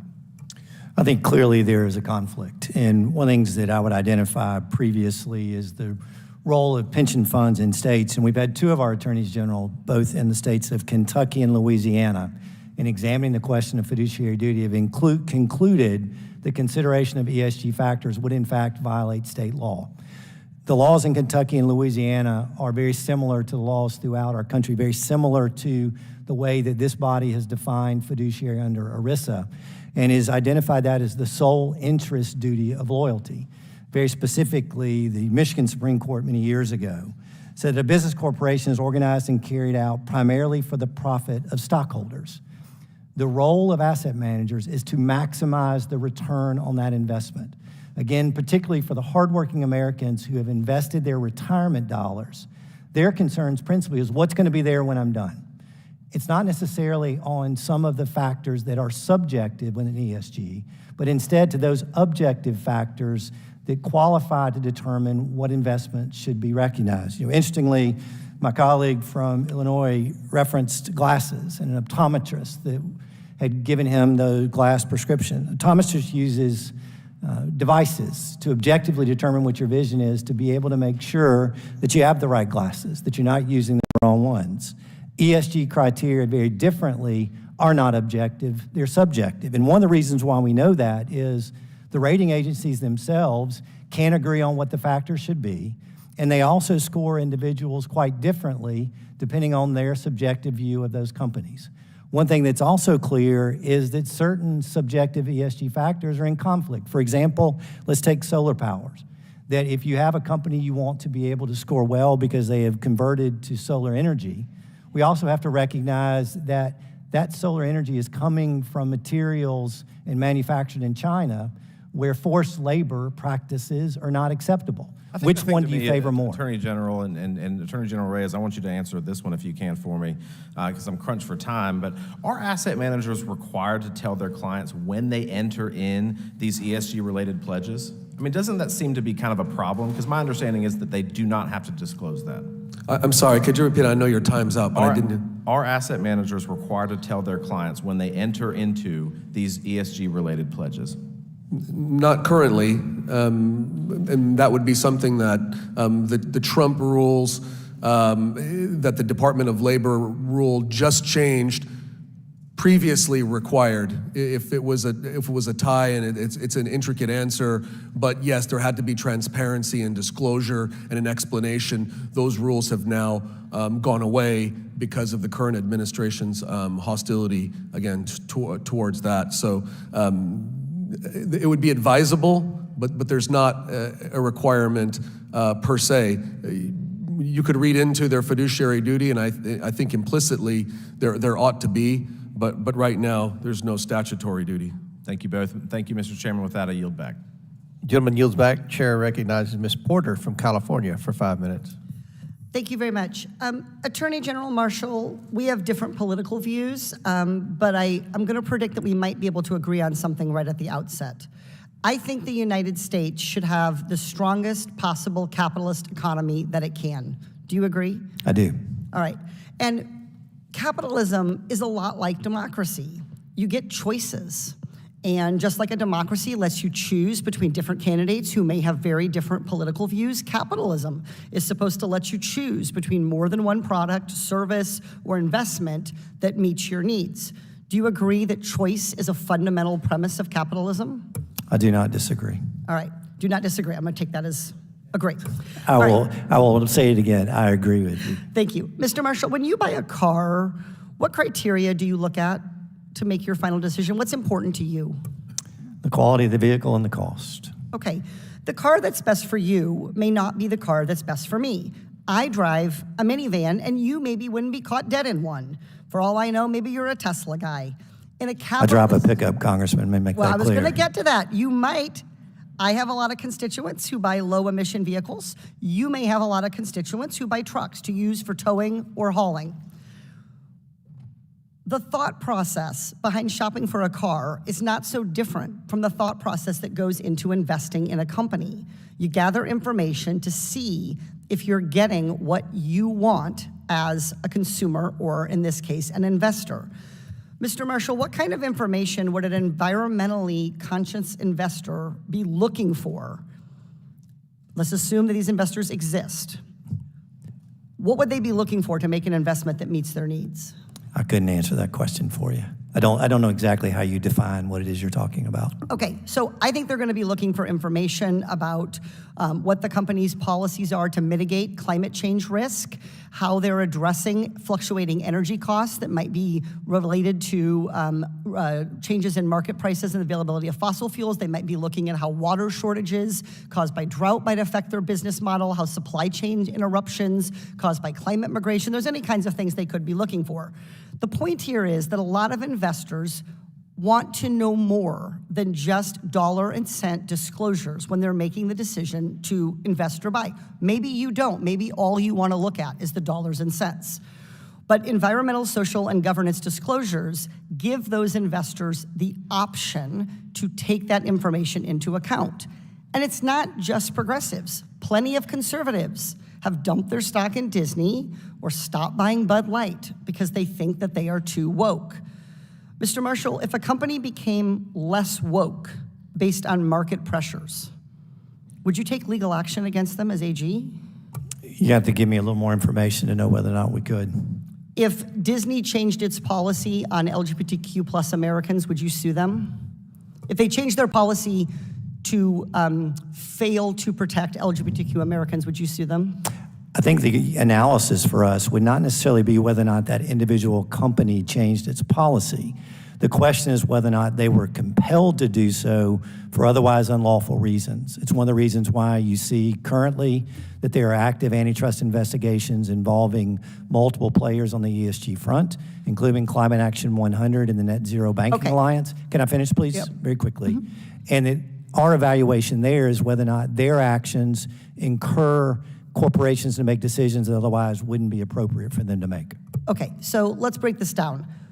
It's very important to be clear with the American people. The Labor Department's rule does not impose a mandate. It permits fiduciaries to consider ESG standards if they believe those considerations are prudent in their decision-making and what the information is they want to provide investors. There's no mandate under the Department of Labor.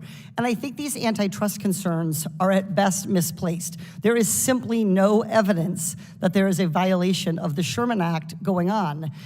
There's no evidence that this is what's happening. It is up to each of these companies, to these initiatives are no different than other initiatives that corporations have that come together. These are private actors making their decision.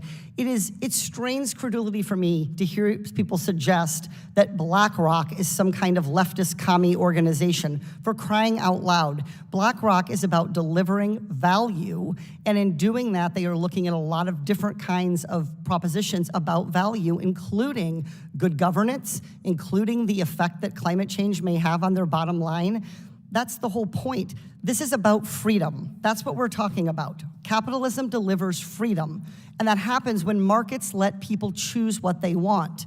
That's all that you're trying to block here. You're trying to block people from looking at disclosures that they find valuable. If they don't find them valuable, don't look at them. And I think capitalism is about choices. I heard you say you do too, so I hope you'll reconsider your policy. I yield back. If you want an opportunity to respond, we'll Go bathroom break, Mrs. Chair recognizes Mr. Palmer for 5 minutes. Thank the chairman, and thank the witnesses for appearing today. Attorney General Marshall, Alabama's economy depends on robust industries of agriculture, timber, energy, auto manufacturing, aircraft manufacturing. How would the ESG initiatives potentially harm the state economy and impact consumers, not only in Alabama, but nationwide? I think first and foremost, Congressman, is on energy prices. If you look particularly what's driven inflation and what's hit Americans in the pocketbook, including Alabamians, it's been an increased cost of energy. Part of that attributable to decreased investment in what is currently producing the energy in our country itself. But beyond that, particularly, for example, within agriculture, is going to be the attack on agriculture as it relates to their responsibility, according to the left, for increased carbon emissions. Let's take, for example, our cattle industry. As you well know, that's a significant portion of our agriculture economy. We also know from data that cows themselves are the largest emitters of methane gas. And the question is going to be, do we find farmers discriminated against in their banking relationships? Do we see farmers discriminated against in other financial relationships that impact their ability to do their job? The reality is, Congressman, I don't think many in my state are ready to give up their hamburger. I don't think they're wanting to put tofu on their grill. The issue is whether or not we can produce the food products this country needs and to be able to do it in a way that we can make it affordable to Americans.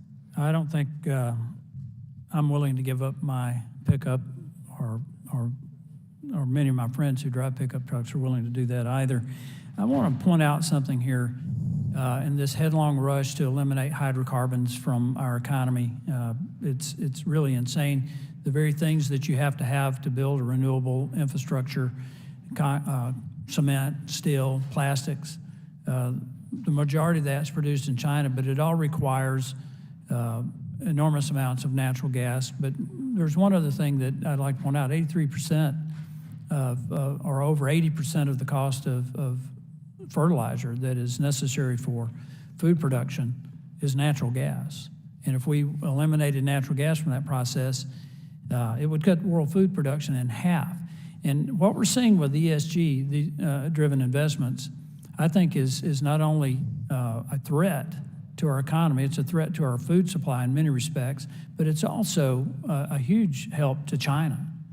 I made this point this morning in a speech that I gave, that this headlong rush to renewables that Europe engaged in created the energy crisis, not the war in Ukraine. The war in Ukraine exposed it. And if they were to go 100% renewable, they would no longer be reliant on Russia or the United States or anybody else for natural gas, but they'll be reliant on China. And that's one of the big concerns that I have about this big push to ESG is how this empowers China. Would you agree with that? I do agree with that. And interesting, if you look at the history of energy transformation in our country, it's been driven by two sources, one of which is economic and the other is through technology. And it's usually taken a century or more for that to be able to take place. The current change is not driven by any action that this body has taken, but instead it's by global elites who believe there ought to be global energy policy. Not Congress acting, not those that are accountable to the people, but in fact, it is those outside of our country dictating what our policy should be. And it is benefiting China, who, by the way, is not as tied into the Paris Accord as many of our developed countries are. And it gives them an unfair competitive advantage over American companies as well by access to cheap energy. Well, as I've pointed out in another hearing, China's objective is not to save the planet from climate change. China's objective is to rule the planet as the world's sole superpower, and they want to do that by 2049. And we have this artificial target of trying to achieve net zero by 2050, which under no engineering scenario, no technology scenario is achievable. So now we're getting down where ESG is not only a threat to our economy, it's a threat to our national security. That's my opinion. I believe that as we continue to divest ourselves from our hydrocarbon infrastructure and go more to renewables, it will make us reliant on China for the very materials that we need to sustain our energy infrastructure for our economy and our national security. Would you agree? I would agree. And I think we should have learned our lesson during COVID when we saw how dependent we were on products produced outside this country when we needed them during the pandemic. Mr. Chairman, I want to again thank the excellent witnesses, particularly the gentleman from Alabama. I yield back. Thank you. Chair recognizes Mr. Garcia of California for 5 minutes. Thank you very much, Mr. Chairman, and I want to thank all of our witnesses for their service. Thank you for being here. I know for me, I'm not here to particularly defend any sort of corporate strategy or investment. I think most of the Democrats and the Democrats on this committee are really focused on supporting people, and we're not here to put working people above big corporations.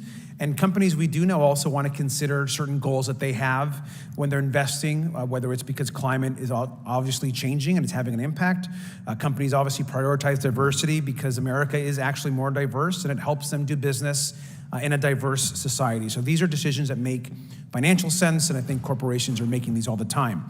I think what we should also be is honest about what we're actually doing here. I think the majority is clearly trying to score political points with some sort of panic around whatever wokeism is. I'm not even sure what wokeism still is or how to actually describe it. And we have many business leaders in the community that are criticizing this Republican far-right agenda that's ignoring climate change and that really is not operating in any sort of reality, but in some sort of Fox News bubble and ecosystem. So the far-right wants a revenge, and they want a revenge on corporations, on working people, on everybody. The interest campaign that's happening across this country, and certainly here in this committee, is also heavily orchestrated and wide-reaching. ESG efforts have a lot of ties to dark money also across this country. I want to just give an example.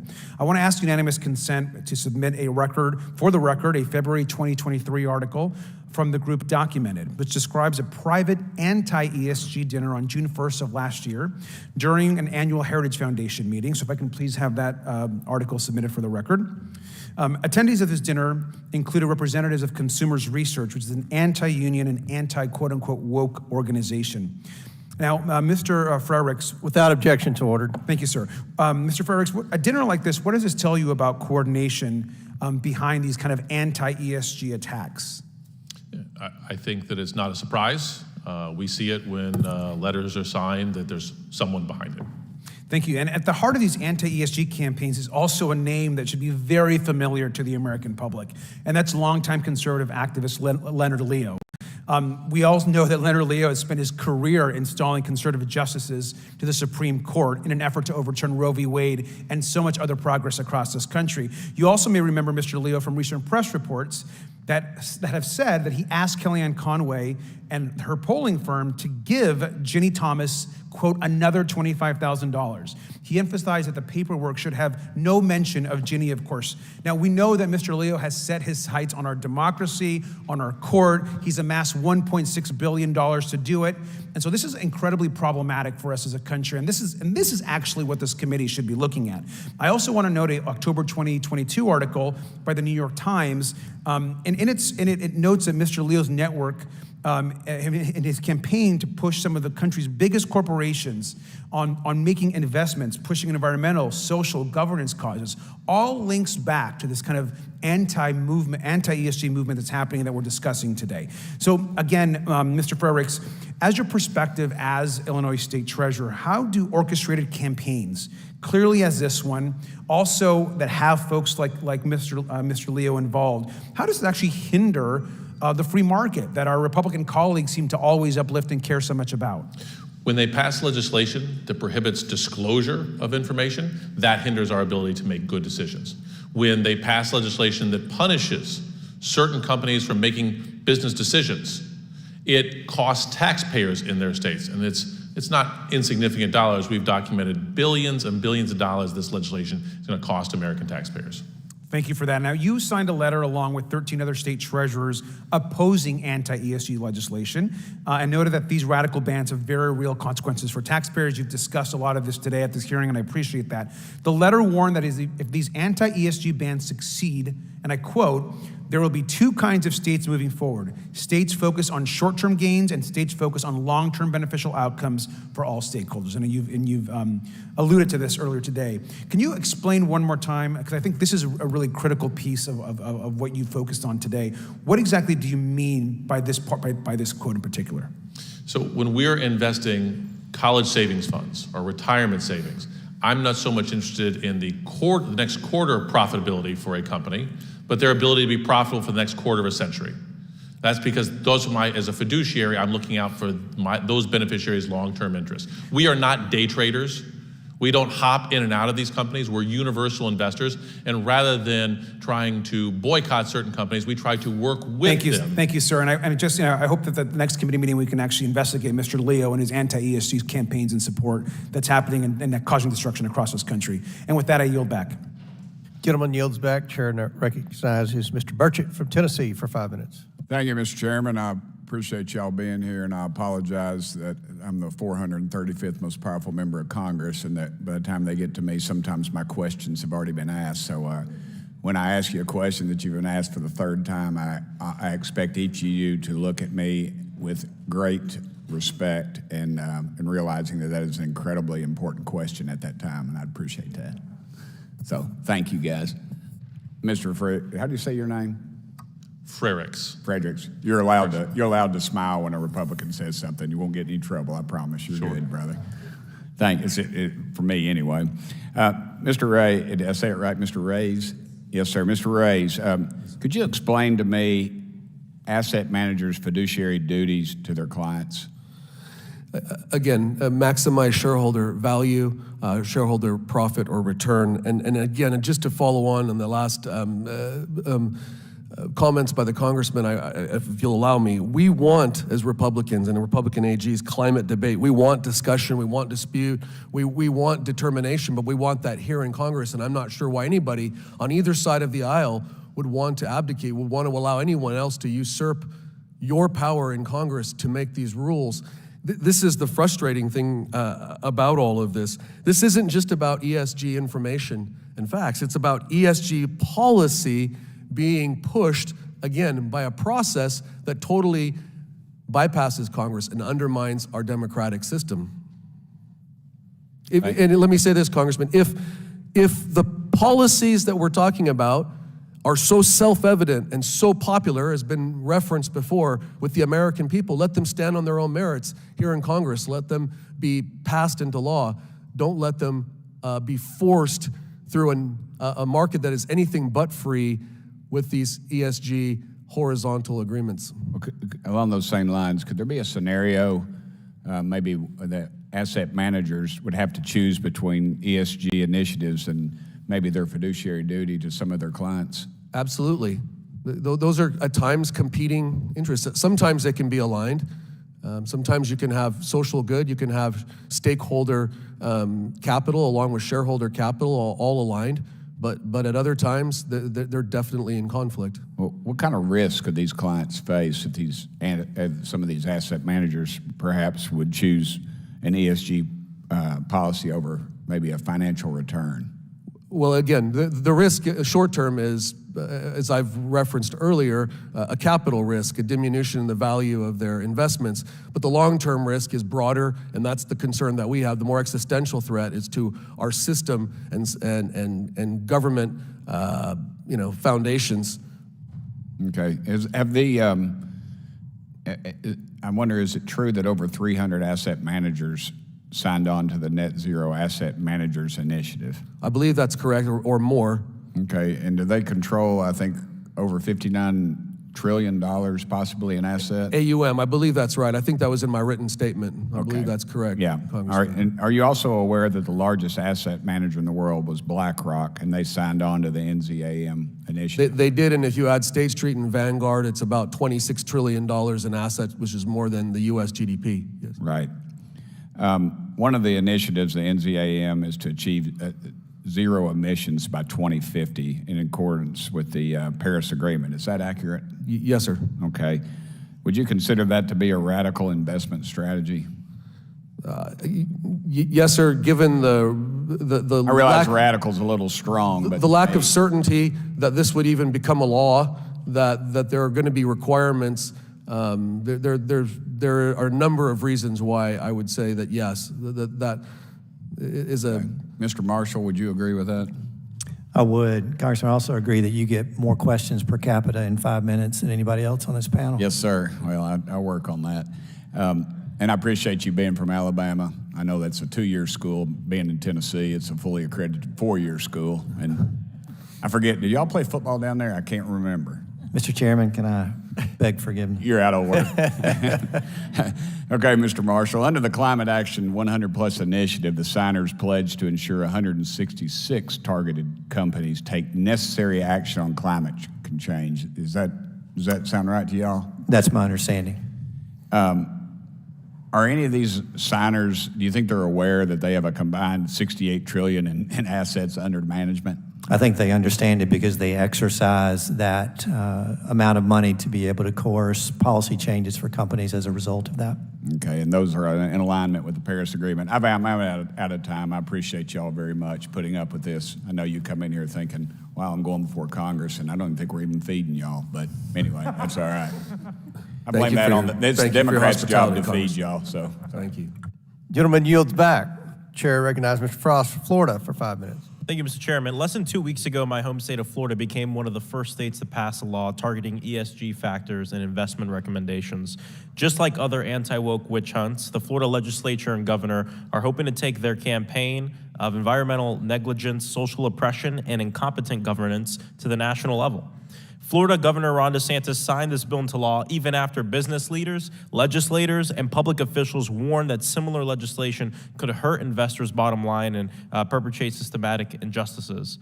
In January, a consulting firm estimated that just for Florida alone, prohibitions against responsible investing could cost taxpayers more than $300 million.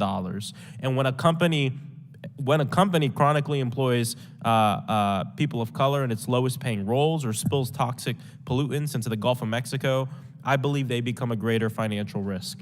They also become more of a risk to the people of the state. Americans don't want to sponsor bigotry, corruption, and the destruction of our climate. And it's not just everyday Americans. Many different folks have been talking about this in the business community. It never ceases to amaze me how far the Republican anti-woke agenda can get from what Americans actually want. Mr. Frericks, thank you so much for being here. Are you familiar with the November 2022 letter that Republican AGs circulated related to responsible investing? Vaguely. Are you also familiar with the letter circulated by 16 attorneys general that eviscerated the Republican attack against the effectiveness and importance of responsible investing?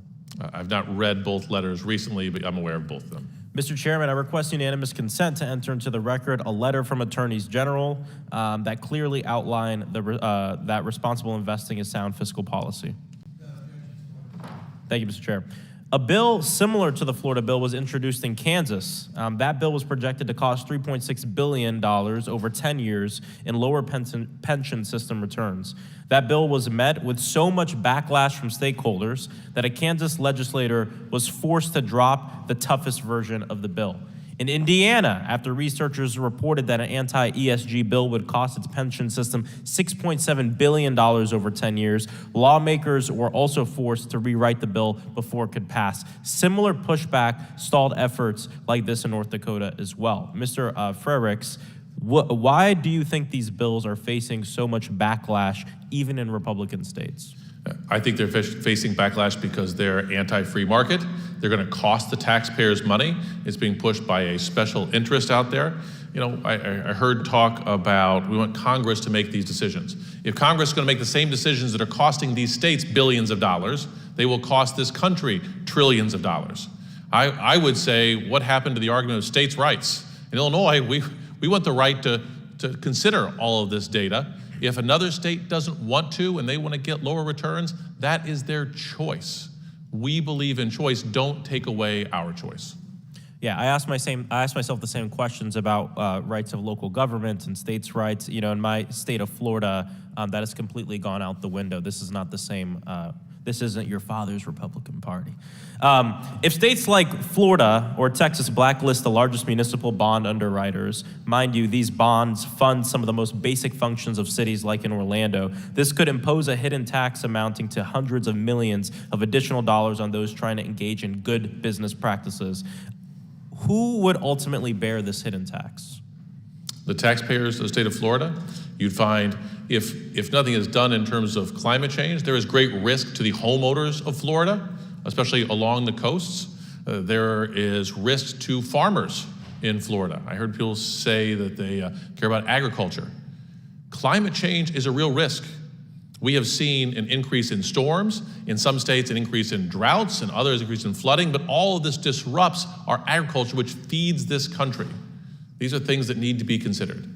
Exactly. We've seen an increase in storms, and we've seen those same storms become longer and worse and devastating effects. Entire cities in Florida were decimated due to the hurricanes last year. These anti-ESG laws benefit no one, not everyday Americans who want to see our financial sector invested in for what's good for America, not stakeholders. And once again, Republican lawmakers are trying to restrict individual liberty and force compliance with policies that the majority of Americans oppose. This is especially shown by the backlash that many of these bills have faced in both Democratic and Republican-controlled states. Thank you so much for your time, and I yield back. Gentleman yields back. Chair recognizes Mr. Fallon from Texas for 5 minutes.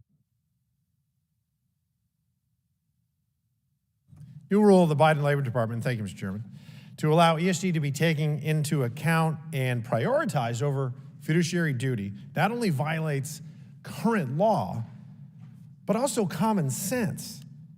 So what's more powerful? I thought we were proud to be a rule of law nation. So the rule of law should be more powerful than the law of rule. Retirement, it's pretty straightforward.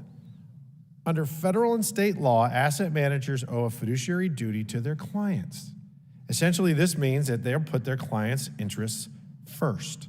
When asset managers enter into ESG pledges or commitments, they violate their fiduciary duty and instead place undue risk on their clients' investments.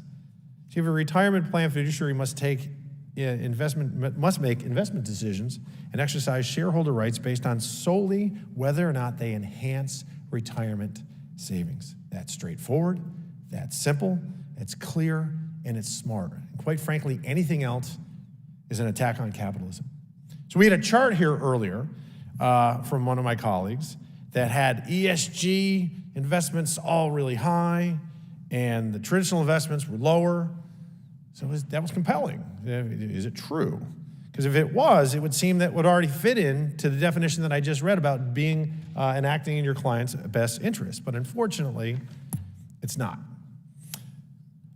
Bradford Cornell of UCLA and Aswath Damodaran of New York University reviewed shareholder value created by firms with high and low ESG ratings and scores provided by professional rating agencies. And their conclusion was, and I quote, telling firms that being socially responsible will deliver higher growth, profits, and value is false advertising.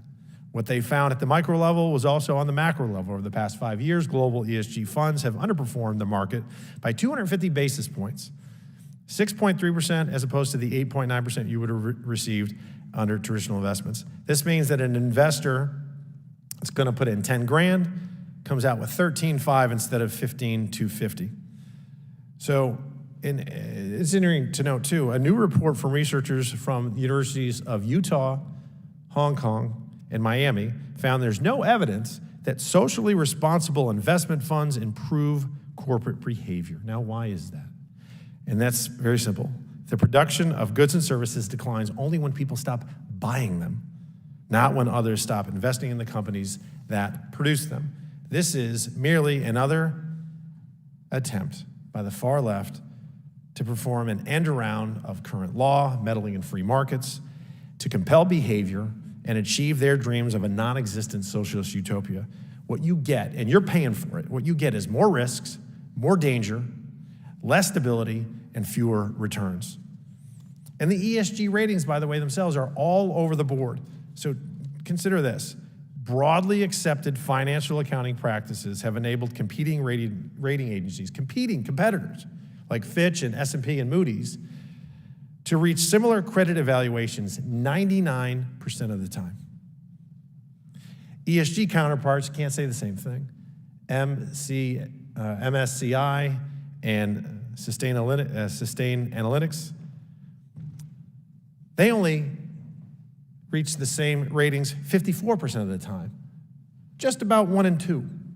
So the ratings are incredibly discretionary. Attorney General Marshall, is this the role of the federal government? Should Joe Biden be able to gamble with retirement funds and pensions of the American worker? No, and we've heard during this hearing today that this is as a Republican issue. In fact, dealing with ERISA has been a bipartisan issue that the Senate showed very strongly when they voted to overturn the rule that the Department of Labor had advanced, as well as the one that we're currently litigating. The concern has to do with what does it mean to be a fiduciary, and what are we doing to be able to protect the hard-earned dollars and investments of American workers. Clearly, this administration has gone too far. Attorney General Reyes, federal, state, and local governments defined benefit plans make up $7.6 trillion of the $33.5 trillion U.S. investment retirement market. How does funneling these workers' retirement funds toward varying lobbying efforts impact these governments' ability to function independently? I'm going to quote from the Vanguard CEO when he pulled Vanguard out of the NAZM. He said, we cannot state that ESG investing is better performance-wise than broad index-based investing. Our research indicates ESG investing does not have any advantage over broad-based investing. This ERISA rule, again, critically important to 152 million working Americans. That's out of a total of 158 for $12 trillion of their hard-earned dollars. And again, as you noted earlier, Congressman, the rule is violative of ERISA on its face, and we believe defective for a number of other reasons that we're confident will prevail on in court. Thank you. And thank you, Mr. Chair. I yield back. Gentleman yields back. Chair recognizes Ms. Balint from Vermont for 5 minutes. Thank you, Mr. Chair, and thank you, gentlemen, for being here. I'm sure it's been quite grueling to get to this point. So I want to just say I'm a former public school teacher, and I earned a state pension through that work. And I really see my job today as trying to explain to Vermonters why the topic of today's hearing matters to them. So if you have a public pension or a retirement plan, or if your retirement savings are invested in the market, this matters to you. And considering environmental, social, and governance factors in investment decisions, I believe, is just good fiduciary practice. And in fact, considering ESG factors, also known as responsible investing principles, are part of an asset manager's fiduciary duty to their clients, who are regular people. They are teachers, first responders, nurses. Mr. Frericks, how would you define an asset manager's fiduciary duty to the layperson? How do you explain it to regular people who may be watching this?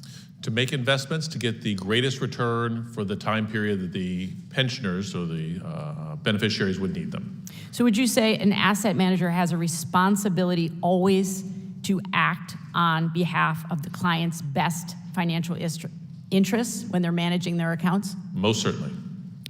Would you agree that an asset manager's fiduciary duty requires the consideration of issues that affect a company's financial performance and its bottom line? Correct, I would. And so you said earlier, and I thought this was great, you said we are not day traders, right? Yes. We're looking for investments in the long term. And certainly I think about that with my pension. I want to make sure that whoever is managing those investments is thinking about factors over the long term. So to make it extremely clear for everyone, how do ESG factors help an asset manager assess investments? Because that's what we're talking about here. Am I making the right investments? Flesh that out for us, if you could. These factors all deal with risk. We're universal investors. When you're investing hundreds of billions of dollars, you don't sort of pick and choose a couple of companies out there. What you try to do is engage with the companies you invest in and make sure they continue to be sustainable over the long run. We want these companies to be profitable. But if you make short-term decisions, if you're trying to be profitable this quarter, there are easy levers to pull. You can stop spending on R&D. You can lay off employees. You can raise prices. And that will make you profitable in the short run, but in the long run, your customers, with those increased prices, may leave you. Those employees that you laid off, the remaining ones, may be despondent, they may be demoralized, they may slow down, they may go on strike. If you stop investing in R&D, your competitors will overtake you in the future. And so the question is the time frame. Do we want companies making decisions for the short run or for the long term? And as someone in charge of managing college savings funds, retirement funds, pensions, we invest for the long run. And the other thing that I thought was really interesting is, as a colleague said earlier, this is not a mandate, right? This is about being permissive. So do Republican efforts to prohibit the consideration, just the consideration of these factors, create legal risks for fiduciaries going forward? Yeah. Let me say, investing is hard. There's lots of information out there, lots of data you have to consider. If someone doesn't want to do that work, that's okay. I would say they're not doing their fiduciary duty if they don't do that. But if they limit my ability to have access to data, to consider all kinds of variables out there, they're making it difficult for me to maximize returns for the beneficiaries for the long run. So essentially, they're taking tools away from you that would enable you to make the best decisions on behalf of your clients. Correctly, and I'm not trying to take any tools away from them. If they don't want to look at these risk factors, they don't have to. We don't mandate that. But what state legislatures are doing is they're mandating that our asset managers, that our advising firms cannot provide us with this data, and that is dangerous. It is dangerous for Americans, it's dangerous to pensioners, it's dangerous for those teachers who are retiring on a small pension. I'm so glad that you just boiled it down, because that's what we're talking about here. We're saying you can't have the information that you need to make the best possible decisions for your client. Exactly. It's absurd, right? Yes. Okay, just want to be clear here. So, responsible investing means gathering information about and considering ESG factors, or among others, that help you determine the best choice for your client. And I just want to say this is just such a dangerous path that we're going down here. It goes along with the book banning that we had earlier. Taking away information from people is not what this government is supposed to be about. Thank you. Thank you. Chair recognizes Ms. Luna from Florida for 5 minutes. Beforehand, I want to publicly say congratulations on your great news. Thank you. It's like the best kept secret in Washington. I'm expecting, so yeah, thank you guys. And I thought it was interesting. How many members of Congress have delivered a baby? I'll be number 12, so it's 0.1%. 20 in the history of Congress. 12. 12 female, 12 ladies have delivered babies while in Congress. I think that's a pretty interesting statistic. So congratulations, and you're recognized for 5 minutes. Thank you, Chairman.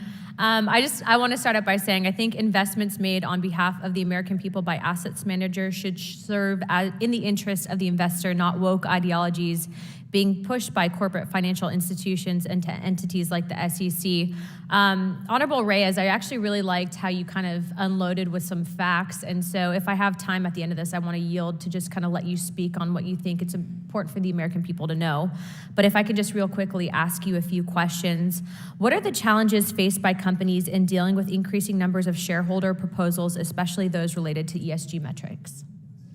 Well, they're being forced to themselves choose a path that may not be yielding the best returns to their own investors. They may be forced to make choices that push their own customers away from their own products. I mean, there are a whole host of different problems that this type of pressure can have on a particular company. And then on the other side, there are a lot of problems, as we've already discussed extensively, with investors and the potential loss of capital investments. All of those things are problematic, Congresswoman. How often are clients informed that their asset managers are prioritizing ESG metrics over their financial return? No, their asset managers are required to disclose what they're investing in, but I don't think it's readily apparent to most people that their investments are necessarily being invested with an ESG bent, right? So again, transparency laws and requirements would behoove, I think, the whole process, and that's what we're here again to talk about. Not the policy, but the process, how this is being effectuated. Is it being done fairly and in a free market, or is it being done coercively? I think it's very interesting that obviously there are many things that my colleagues across the aisle and I probably disagree on. Probably agree on some and mostly disagree on most. But I think it's very interesting that in this type of situation that you have people that sometimes blindly trust and really don't know that they might necessarily be investing in something that goes against what their moral principles are or whatever it might be. So Yeah, I don't think most of us even understand the power that we have to vote our shares. The vast majority of Americans are working hard and trying to raise families and not paying attention. So that's part of the problem, and they rely too heavily on proxy services or their asset manager to make those decisions for them. Again, let me make this point, Congresswoman. We've never disputed your own ability to invest whatever assets you have the way that you want to, including an ESG program. But when you're an asset manager investing on behalf of others, it's an entirely and wholly different circumstance, and you have to live up to that fiduciary duty. So we have about 2 minutes left, and I want to yield the rest of my time to you. What is the most important takeaway for the American people to know from this hearing today? Well, again, I'd like to point back to the three things that we talked about. One was the DOL rule, but we've already covered that, I think, sufficiently. The second, going back to why the SEC would not exclude a shareholder proposal that violates state laws, against anti-discrimination laws, and that's something that I hope that the committee will take up and have a hearing on. The SEC could have easily excluded that. They chose not to. And again, this is in the context of proxy groups. It was because of my contention, the pressure of a proxy service, that the shareholders garnered enough votes. They didn't win, but they came a razor's edge of prevailing 47%. To literally put their own company in harm's way by violating a number of state laws. So that's one. The other is going back to FERC, and if this committee would look at organizations like NZAM and Climate Action 100, again, $68 trillion or $59 trillion AUM, and view them to see if they are a holding company, as we believe they should be construed under FERC. They're acquiring more than $10 million in other utilities. It's problematic because if they are a holding company, then they're violating a number of FERC regulations, including owning more than 20% of a particular utility. They own multiple utilities in excess of 20%. FERC requires asset managers to be passive, and these horizontal organizations are anything but passive. They are bluntly and very self-aggrandizingly clear about what their intent is, and that, we believe, also violates FERC's prohibitions on asset managers being not passive and trying to operate the utilities. So those are the areas, again, that I would like for the committee to be able to take up. Again, appreciate your time. Congratulations to you. I have 6 kids of my own, and this is the best news I heard all day. Thank you, Chairman. I yield my time. Gentlelady yields back. Chair recognizes Ms. Lee from Pennsylvania for 5 minutes. Thank you, Mr. Chairman. Every day, it seems like there's a new acronym that my Republican colleagues are afraid of, or fear-mongering and driving up some fear around. I'm having a really difficult time keeping up with them. So I think, like some of my colleagues before me, I hope that we can use this time to kind of get to the heart of what this is about. Mr. Frericks, I was wondering if you can help me with a quick hypothetical. And of course, please forgive me if any of this is a bit repetitive, but we're all just trying to figure out how to deliver this information best to our districts. So let's say I'm a first-time investor looking to start my retirement fund, and we're discussing how to invest the money I've saved. Yes or no, would you consider the average earnings over the past few years of a company and the growth of the overall industry? Yes, most certainly. Would you look at it? If the board had been recently accused of fraud or mismanagement? That would be a risk. Would you consider how compliant a company is with EPA regulations? Most certainly. You might be able to save money by dumping chemicals illegally, but it will cost you. You can either pay now or you can pay later. Thank you. Adding to that, why would you look at all of those factors when advising me on how to invest my money? Because all of them will have an impact on the returns you make. Thank you.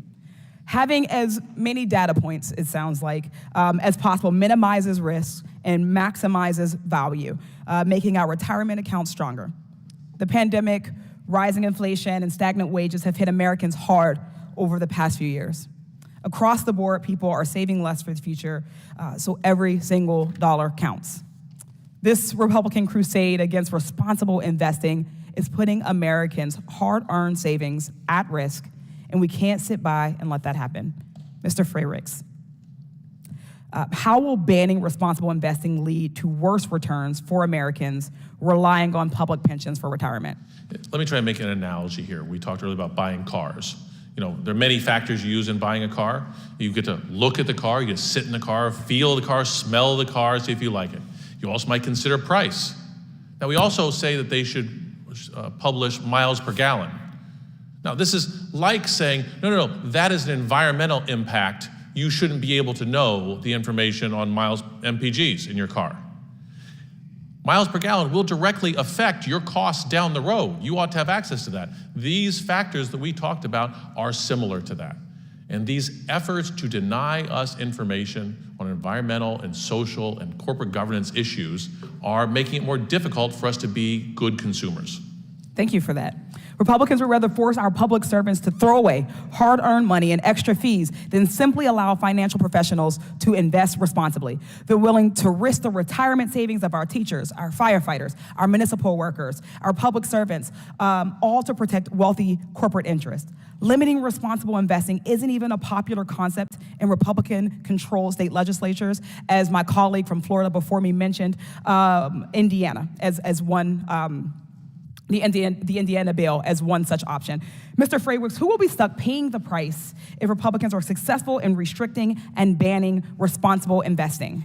It's ultimately on the pensioners, on the beneficiaries of these retirement funds, if they are getting reduced benefits, reduced interest returns, or they're paying more in additional costs like they are in Texas, or like your colleague from Florida pointed out, ultimately it falls on the taxpayers. Thank you. Typically, responding to these extreme conspiracy theories isn't worth turning our attention away from so many of the important issues facing our country. But propping up their corporate buddies' interests at the expense of Americans' retirement is despicable, and we just can't let that happen. Thank you, Mr. Frericks and the panel. Mr. Chairman, I yield back. Chair recognizes Ms. McLean from Michigan for 5 minutes. Thank you, Mr. Chairman, and thank you all for being here today. I appreciate it. In my opinion, simply put, ESG is a politicization of investing in and continues to be weaponized by the radical left.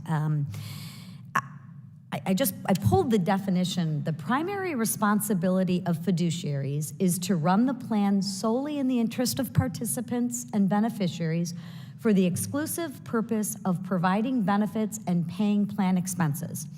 Fiduciaries must act prudently and must diversify the plan's investments in order to minimize the risk of large losses. Am I correct in that?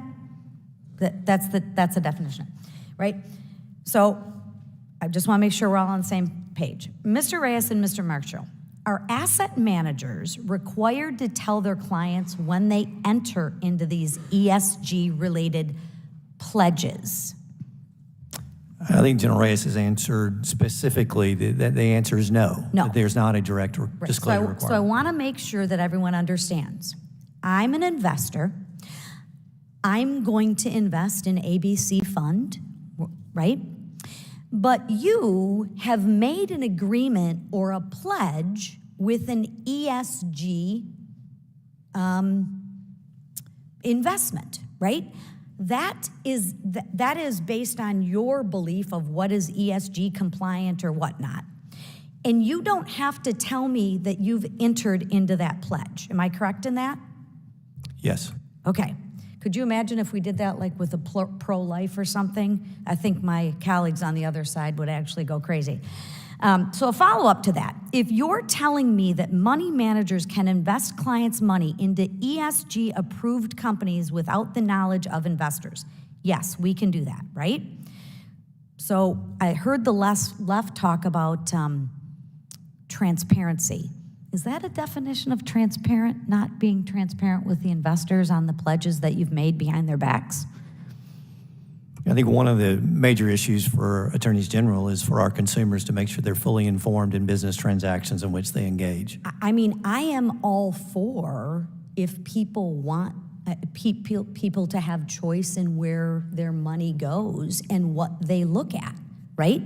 But if we're going to be honest and we're going to be transparent, wouldn't it make sense?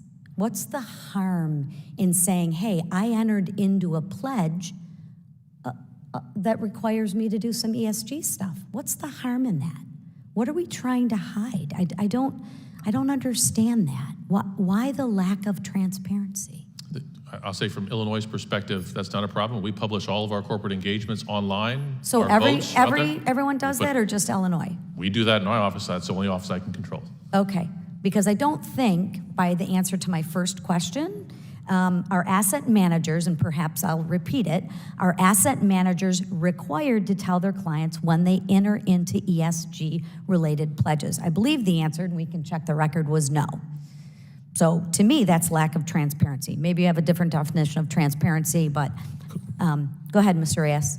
Congresswoman, since you brought it up, and maybe it was a hypothetical that you were just throwing out, but if truly there were a pro-life agenda and information and there were indexes to establish what companies were doing to foster pro-life or pro-Second Amendment, whatever. Pick one. Pro-life, under the same arguments and logic, having a larger workforce would certainly help the economy. And in 18 years, when you have a person of majority being able to enter the workforce, that's certainly even sooner than 2050 goals, ostensibly an even more impactful criteria. Would then my colleagues be equally open to considering all of that information? I don't know, but it's a good hypothetical. I don't know either, but I have an opinion on where I think they might stand. But at any rate, in my opinion, ESG investments distribute money based on political agendas. That's not their job.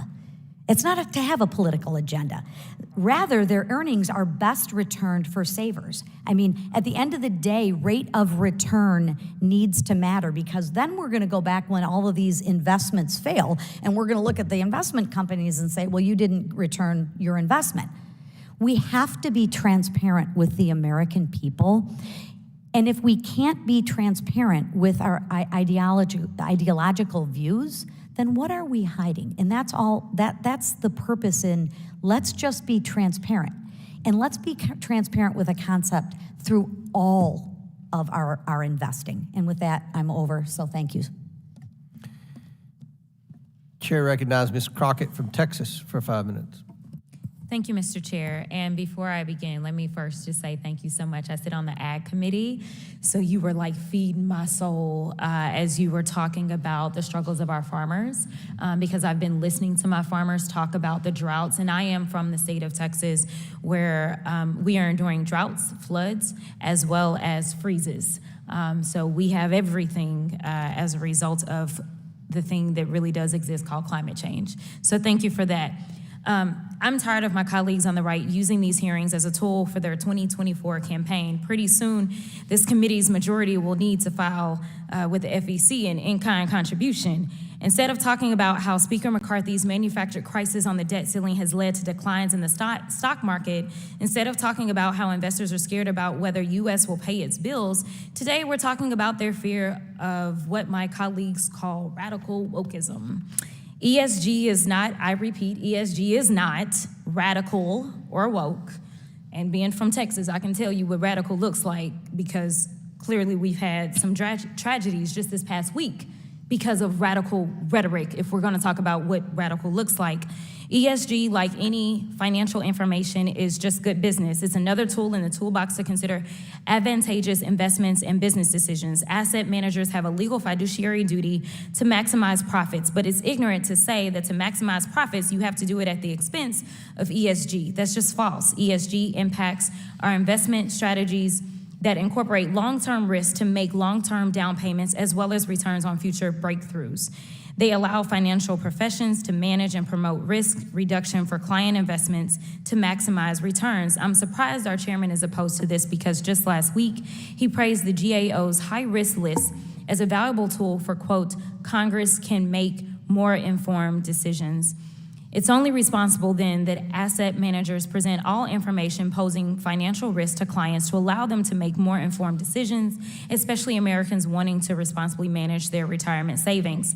The asset managers offer ESG information because large companies use ESG in their business decisions and investments. Why? Because there are real financial and monetary returns when ESG impacts are incorporated. Attorney General Marshall, yes or no, ESG risks have monetary value that impact financial benefits and corporate opportunities? I disagree with all of ESG criteria. Actually, if you look at Royal Dutch Shell's annual reports dating back to 2005, it stated Shell assesses the underlying economic, political, social, and environmental drivers shaping the markets and margins to evaluate commercial opportunities and potential new business models. It has done so in almost every report. If we look back at examples from 2010 and 2022, even Fox News, who my colleagues love, a publicly traded company, in its 2022 annual financial report noted that environmental, including climate, social, and governance matters have costs that pose material adverse effects on its business, financial conditions, and operations. By Republican standards, then, Fox and Shell are advancing radical woke propaganda. I don't see efforts to cancel them or call them out. As Attorney General Marshall said in his written testimony, global elites using ESG, a woke economic strategy to hijack our capitalist system. But I digress. Attorney General Marshall, will you file lawsuits against Fox for breaching its fiduciary duties, or is it just the investment advisors publicly providing information on ESG that you want to target? Fox doesn't have a fiduciary duty to the citizens of my state. Just to be clear, ESG isn't woke or radical. It's just good business.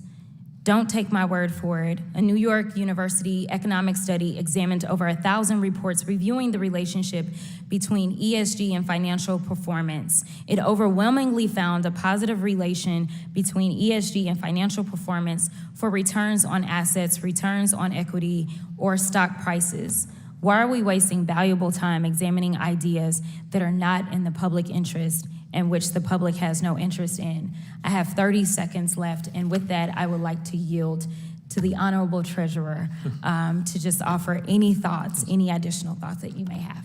Yeah, I'll just say I heard talk about how these ESG data, there's not agreement, that it's difficult, it's all over the board. It's because we are looking at different industries, and there are different risks in different industries. Product safety is a big risk in consumer products. Yes. In business services, it's not as big of a risk. Climate change is a big issue for property insurance, but not so large in supplemental insurance. Absolutely. I'll repeat that investing is hard. You have to consider different industries. You have to consider a lot of different factors. A lot of people would like to just outsource that. Maybe they don't like their choices, but we take this very seriously. And when you pass legislation to deny us that data, it makes our job that much more difficult. Thank you so much. Thank With you. that, I yield. Chair now recognizes Mr. Langworthy for 5 minutes from New York. Thank you very much, Mr. Chairman, and thank you to our witnesses for joining us here today. Asset managers wield tremendous power and responsibility over trillions of dollars in assets, and it's important that they make investment decisions based solely on financial performance and risk management, rather than being swayed by political and social activism. Now, while some view ESG policies and initiatives like Climate Action 100+ as a noble cause, it's important to remember that the companies targeted by these initiatives are also vital to the American economy and provide jobs and livelihoods to millions of our citizens. If these initiatives are successful in imposing additional regulations and restrictions, it could lead to significant job losses and increased financial hardship for many Americans, which leads me to my first question. Attorney General Marshall, Climate Action 100+ has identified companies targeted by asset managers such as Lockheed Martin and Procter & Gamble, which produce military equipment and pharmaceuticals. If there were to be significant change in the allocation of capital towards these companies, how might it affect national security and public health in the United States? Well, I think it absolutely could impact it based upon the ability of those companies to fulfill their mission. But Congressman, one thing that's been talked about here is the market. And what has been ignored by your colleagues on the left is the fact that the market's not driving individuals to boycott certain segments of industry. They're not asking people to not be financed because of the particular jobs that they do. That's driven by outside agencies, not the market itself.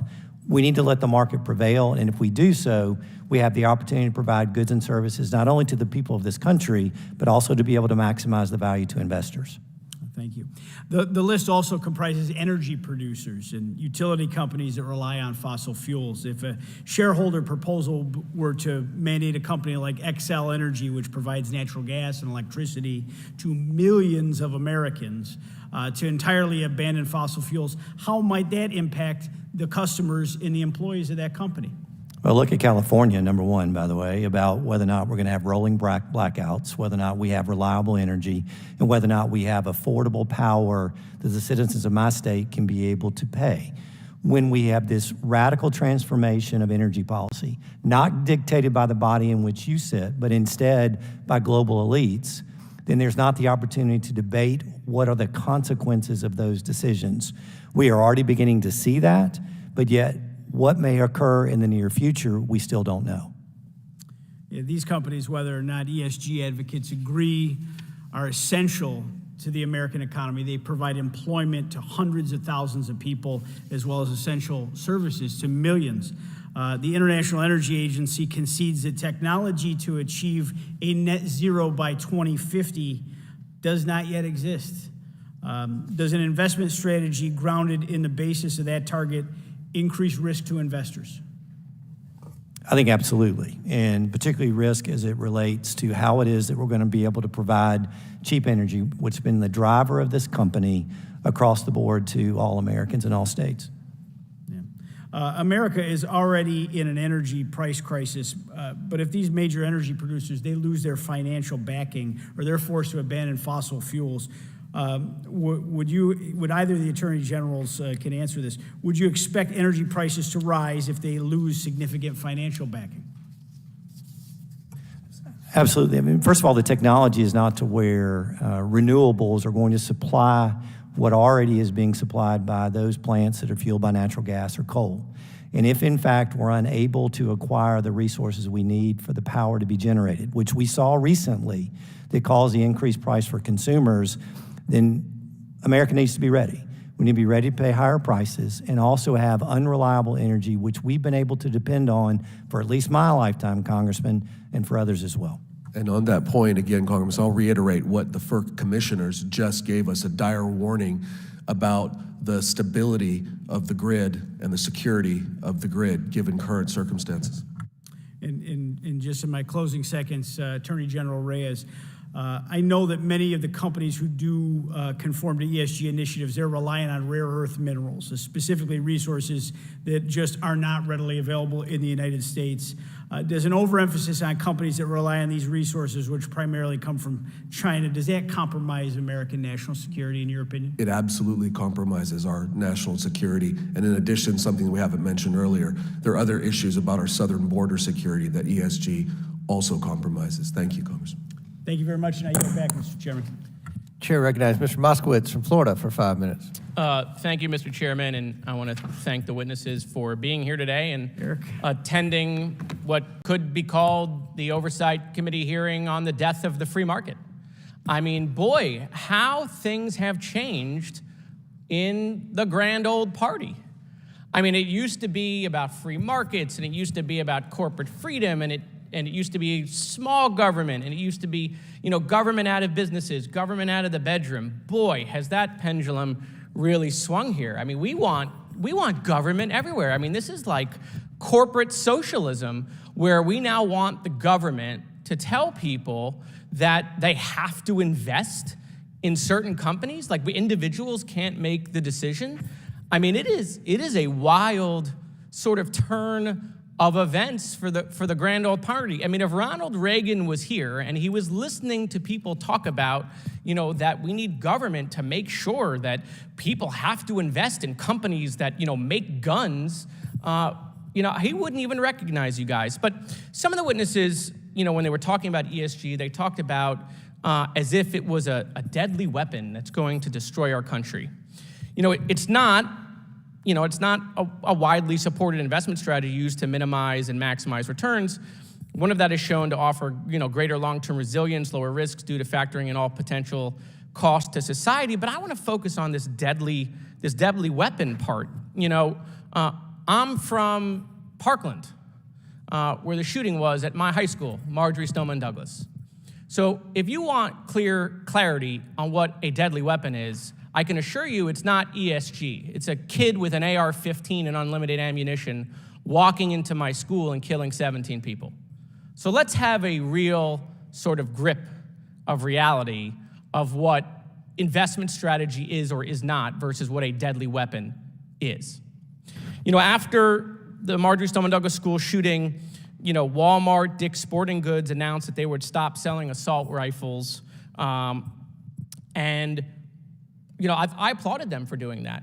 And if I want to invest in a company because they've decided to make a policy change, I should have that ability to do so or not do so, by the way.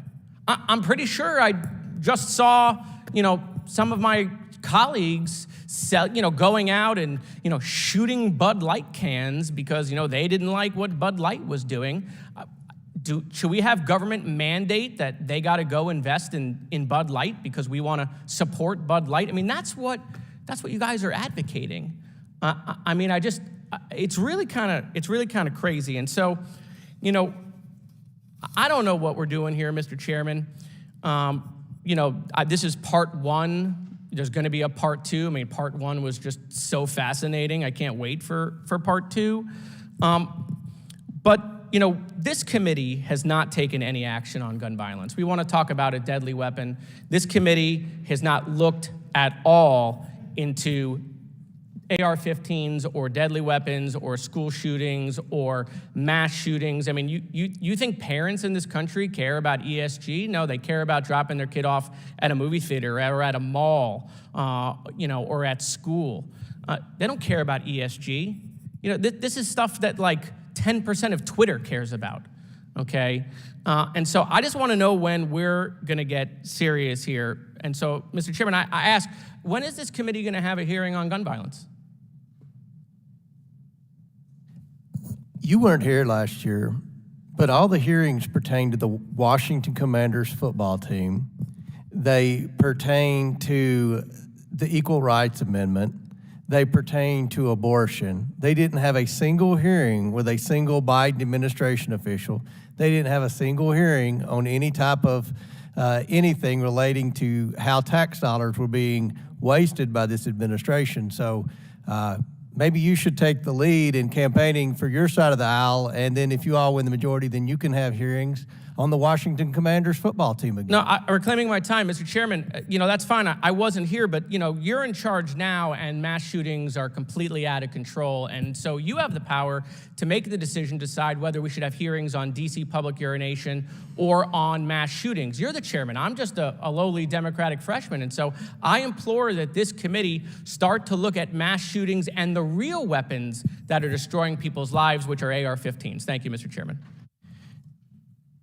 Chair, recognize myself for 5 minutes. General Reyes, in the letter that you led with your Attorney General colleagues, you said, I quote, the 2023 proxy season will present multiple occasions on which asset managers will have to choose between their legal duties to focus on financial return and the policy goals of ESG activists. Can you provide some examples that illustrate these occasions? Sure, let me give you one very concrete example. I alluded to it earlier, Mr. Chair, but that resolution pertaining to travelers insurance is back up again for this season of proxy proposals and for shareholder resolutions and voting. And I didn't get a chance to perhaps articulate clearly enough the problematic nature of that situation. So you have a very activist faction of ownership backed by one of the two largest proxy voting agencies pushing a particular agenda that they've agreed upon to conduct racial audits, which may be appropriate or may not be appropriate for other companies or other industries, but certainly are not appropriate for the insurance industry. The directors of Travelers have brought this to the Securities and Exchange Commission, pleading for relief to exclude, which the SEC has the power to do, that type of proxy proposal, that type of shareholder proposal from being even considered. But the SEC has sat on its hands and not done anything to exclude that. So it's back up again. This would require Travelers to then ask for information based on a person's race. They would solicit information for underwriting purposes and for identification, which clearly violate numerous different states' laws. And I think that's a very good point that I don't think my friends on the Democrat side of the aisle understand. When they talk about ESG, they're just talking about what mutual funds, pension managers can invest in, or treasurers can invest in their pension funds. And Kentucky has the second worst funded pension in America, but we always say, thank God for Illinois, because it was the one state worse than Kentucky's. But what I don't think the Democrats understand is this affects banking and insurance. It's not just investing. And we've got a problem in our banking industry right now. And we're not going to get into that, but this ESG is a political movement that's gaining ground. It's gaining ground on Wall Street, and it's affecting consumers, not just investors. But you have previously described how the insurers face the dilemmas by pursuing ESG goals. Do you think these insurers are facing these ESG-related proposals that push for unlawful altercations of underwriting activities? Well, yeah, clearly, it's the same resolution that was proposed the previous year. They're just hoping that they can win over another 3 or 4% and carry the day. So what risk are the insurers exposed to with the adoption of ESG factors in underwriting? They'd be potentially liability in dozens of states for breaking the law. And Mr. Chair, you alluded to banking. Although we haven't seen yet concerted efforts to debank solely based on ESG criteria, that's not out of the realm of possibility. It's not, and if you look at the website for the San Francisco Fed, it was all about ESG policy, and some of the banks, Silicon Valley strikes. Well, we just sent a letter to J.P. Morgan Chase with concerns over debanking regarding religious liberties. Right. And it's only one step removed to then migrate over. If they start to see more and more insurance companies and asset managers withdraw from some of these large horizontal agreements, then you may see more pressure on banks to start debanking. And I think that is of the utmost importance. Mr. Moskowitz, I don't think understands the issue. He's thinking in terms of Wall Street, but this has a potentially detrimental effect on our ability to bank and insure. This significantly increases liability costs for many industries, which will be passed along to consumers. I don't think my friends on the other side of the aisle have fully comprehended what inflation is and what causes inflation. But my time is expired here. But I'm just amazed at the defense of ESG policies and the defense of why we have to have this type of radical political ideology ingrained in our investing, when we just had a press conference and showed bank records that showed the Biden family getting millions of dollars from places like China and Romania, and I wonder what type of ESG policies China and Romania have. But you all probably can't answer that, but maybe that's something my friends on the other side of the aisle could look into. Chair now recognizes Mr. Burleson. Mr. Chairman. Yes. Mr. Chairman, Yeah. I'm sorry, down here, this is General Marshall. Oh, yes. I'm sorry. I thought it was a member. Yes, General Marshall. May I briefly be excused? Yes. Okay, thank you. Okay, I'm sorry, Mr. Burleson. It's Ms. Holmes Norton next for 5 minutes.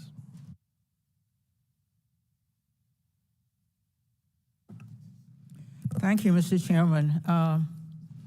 When Chairman Comer announced this hearing, he stated that he shared the concerns of the Republican attorneys general testifying today that ESG principles are being used by progressives to shape corporate behavior. This is a question for Mr. Frericks.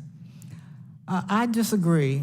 Instead of a mixture of political theater and disinformation, Republicans are pandering to anti-ESG stalwarts, including big oil proponents, by attempting to influence the criteria of financial professionals.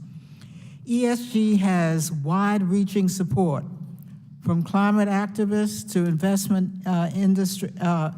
investment industry to investors, all for different yet legitimate reasons. Climate advocates support ESG principles because they may accelerate the transition to low-carbon economy and could help slow the climate crisis. The investment industry supports ESG because integrating responsible investment factors into the investment process can lead to prudent risk management and potentially better retirement outcomes for millions of Americans. Investors support ESG because as consumers, they demand to invest their hard-earned money in companies that reflect their values and promote governance. Mr. Frericks, as the Illinois State Treasurer, you are the main investor and asset manager for public funding in your state. Do you support using ESG principles as part of responsible investing for the state of Illinois? Most certainly we do. It's fundamental to our risk analysis, which is our main responsibility for our pensioners, for our college savers, to make sure that they do not suffer some of those risks that we have seen with collapses of companies like Enron, like Purdue Pharma. Would you say there is widespread support for ESG in Illinois across political spectrums? I would say within the investment community, there has been increasing support. A significant percentage of investors, public asset managers out there, consider this ESG data in their investments. The only thing radical going on right now, the only major change going on is this pushback. I hear a lot of concern for banks being bullied or muscled or told what to do. But I only know of one piece of legislation in the state of Texas that told banks where they have to invest. If you had asked me 30 years ago what I thought the odds of me defending the free market against a Republican legislature trying to have a planned economy mandating what businesses have to invest in, I would have laughed. But that's where we are today. Well, Mr. Frericks, support for ESG is derived not only from investors wanting to ensure their money is going to worthy companies, but also the financial benefits of responsible investing. According to research on returns from responsible investment, taking into account ESG factors offers greater long-term resilience and lower risks due to factoring in all potential costs to society, such as climate change and pollution. For example, companies that are less reliant on fossil fuels are more likely to be considered good long-term investments than companies that remain heavily dependent on them. Similarly, corporations that are more diverse and more reflective of the U.S. population are better suited to meet the needs of consumer demands of an increasingly diverse marketplace. Mr. Frericks, can you explain why These types of considerations are so important to investors. Well, I can explain, or I can ask a question, do you know which companies out there were happy that they made efforts over the last several years to decarbonize? European countries affected by Vladimir Putin's war against Ukraine and with a rising spike in energy costs are happy they made those decisions. They limited risk from things like that aggression, but they also benefit from this climate transition. This is not all about costs. There are opportunities that come with climate change. And businesses that are positioning themselves to be at the forefront there are businesses that are going to be profitable in the future. Those are the businesses we want to be investing in. ESG is widely supported across the country and the political spectrum. Countless investors and asset managers have pivoted to focus on responsible investing because of the benefits it provides for the world and Americans' wallets. I yield back. Chair recognizes Mr. Timmons from South Carolina for 5 minutes. For Congressman Timmons, I am not running away, but I could also use a slight break. I'll be back shortly. Can you go in 5 minutes, please? You can. Sure. All right, sorry. I'm literally only asking you questions. Great, okay. Sorry, I appreciate that. We will let you leave right after this. So I guess let's just talk about the goals of ESG. The ESG movement is designed to protect the environment. We all want that.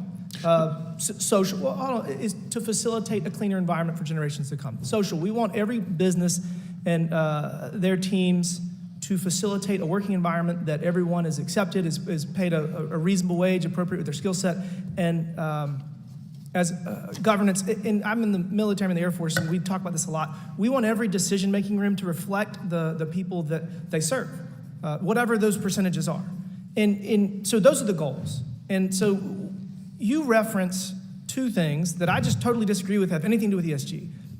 Litigation risk for pharma and understaffing for whatever business you're referencing. Those are not ESG. That is a legitimate thing to take into account as it relates to the profitability of a business. If they're gonna get sued and lose hundreds of billions of dollars, that's gonna affect their bottom line. Understaffing, it could result in a worse good or product, which could also subject it to major challenges in their profitability. So, and you also referenced football being merit-based, and I would argue that professional sports might be the single most merit-based because they want to win, but almost zero professional team reflects the makeup of the people that they serve, whether it's the United States, whether it's local. So, I mean, I don't see that as being relevant. So you also talk about the fact that this is important. Everybody wants to do this, but I'm okay with Illinois doing whatever y'all want to do.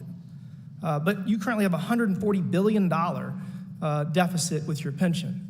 And when you go into austerity measures, you're going to come to Congress and you're going to say, we have a massive deficit, we're gonna have to go into austerity measures, it's going to impact all these people, it's gonna be so sad. But I would argue that the decisions you are making, specifically as it relates to enforcing your proxy voting rights to basically try to make, I mean, I guess this is the governance social component of it, but it's not merit-based. It's not designed to return, to make a return on that investment. And so in a world where gender, where sexual orientation, where race have become fluid, I mean, these are things that change, how do you justify putting emphasis on that as it relates to your proxy voting rights? How do you not see that that is not a merit base and that is going to result in a lower return and it's going to cause more problems than you're having right now with your pension? I've explained this before and I'll explain it again because I think there's a misunderstanding of what ESG is. ESG is data. And you said all those goals that I have, those are not my goals. So my goals are to maximize returns. There's no data that shows that if you have a certain number of men and women or minorities on a board, that board is going to produce better results. I would actually even argue that there is recent evidence that shows the opposite. SVB and Signature Bank, most of their emphasis was not on the nuts and bolts of banking. It was on diversity and inclusion, it was on ESG, and they failed. And you know what, this is the problem? My constituents, the people that I represent, have to pay for it because the systemic risk measures that were taken by Treasury and by the FDIC results in higher FDIC premiums for the banks that I serve. So again, I don't care what you do in Illinois, but don't come to me when you bankrupt your pension. Don't come to Congress when you bankrupt your pension and think we're going to bail you out like we bailed out SVB and Signature Bank. Well, you're not yet.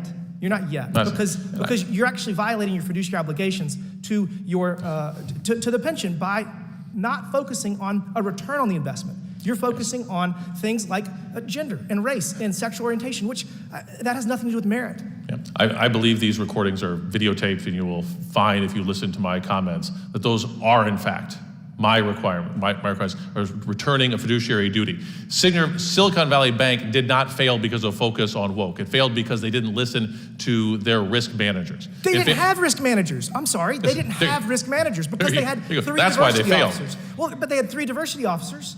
Do you not see the emphasis on ESG, on diversity, as being a problem to pursuing profit, which is basically what happened there, and it's what you're doing. Sure.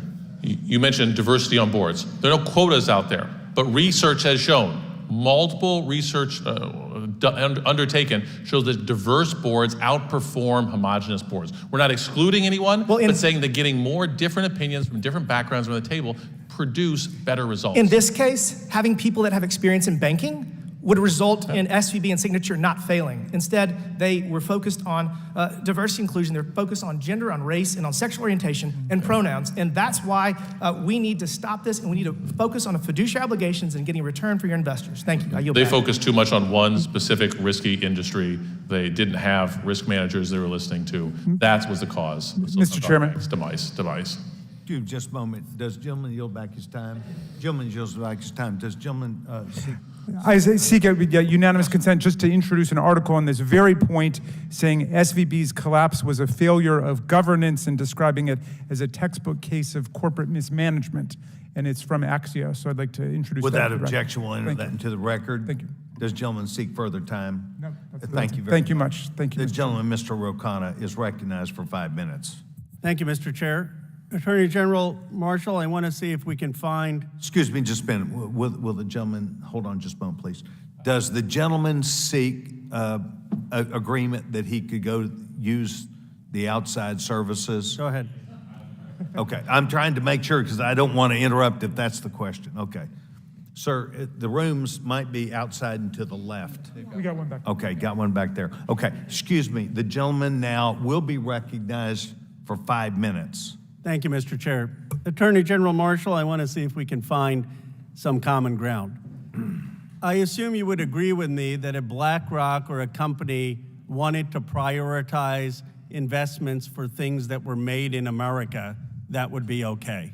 The question is whether or not that's going to maximize the return for the investor in that fund. But you wouldn't agree. I mean, I believe that it is fine for companies to prioritize goods made in America, made in Alabama, made in the United States, regardless of profit maximization. You would disagree with that? I would disagree with that. The role of the fiduciary is to maximize the benefit for that individual for whom they represent. Okay, that is well, a sole, if I can finish, please, sir. It's a sole interest duty of loyalty that exists for that fiduciary. And if, in fact, investing in a company that produces American goods is not profitable, nor does it provide a return, then that individual will be acting contrary to their duty of loyalty to that particular investor. Well, we just disagree with this. I think your view is more of a globalist view. I'd be curious what President Trump thinks, actually, because my view is that American investment firms should prioritize investing in making things in America. I thought that was half of the former president's campaign. So we just have a philosophical disagreement on that. Let me ask a second question.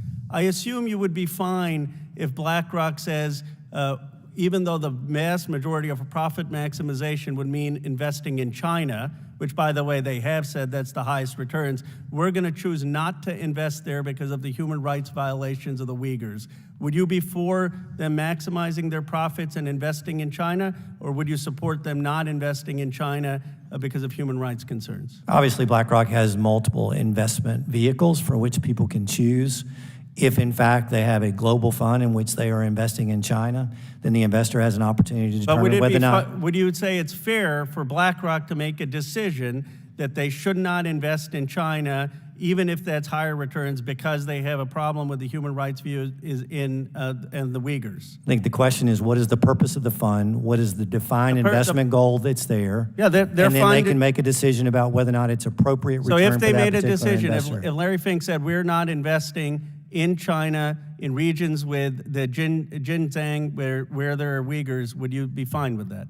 Tell me again this. Uyghurs are basically oppressed in China, and if BlackRock said we're not going to invest there because we're concerned about the human rights violations, would you be fine with that? BlackRock has an opportunity to define the fund, how it would be invested, and how it is that they choose So you would for be those fine particular investors. if they made a decision on human rights grounds, would you be fine with that?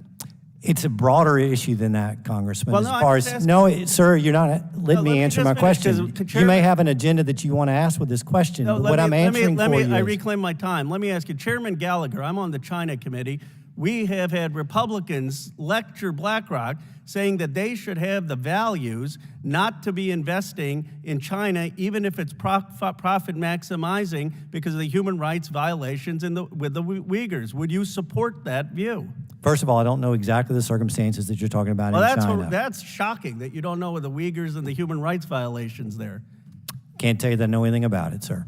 Well, I suggest maybe you should read up on it because it's a huge concern for America. But would you support that view? I mean, I'm just trying to say, where do you think values matter? Would you have supported the view that we should not be investing in Germany during World War II?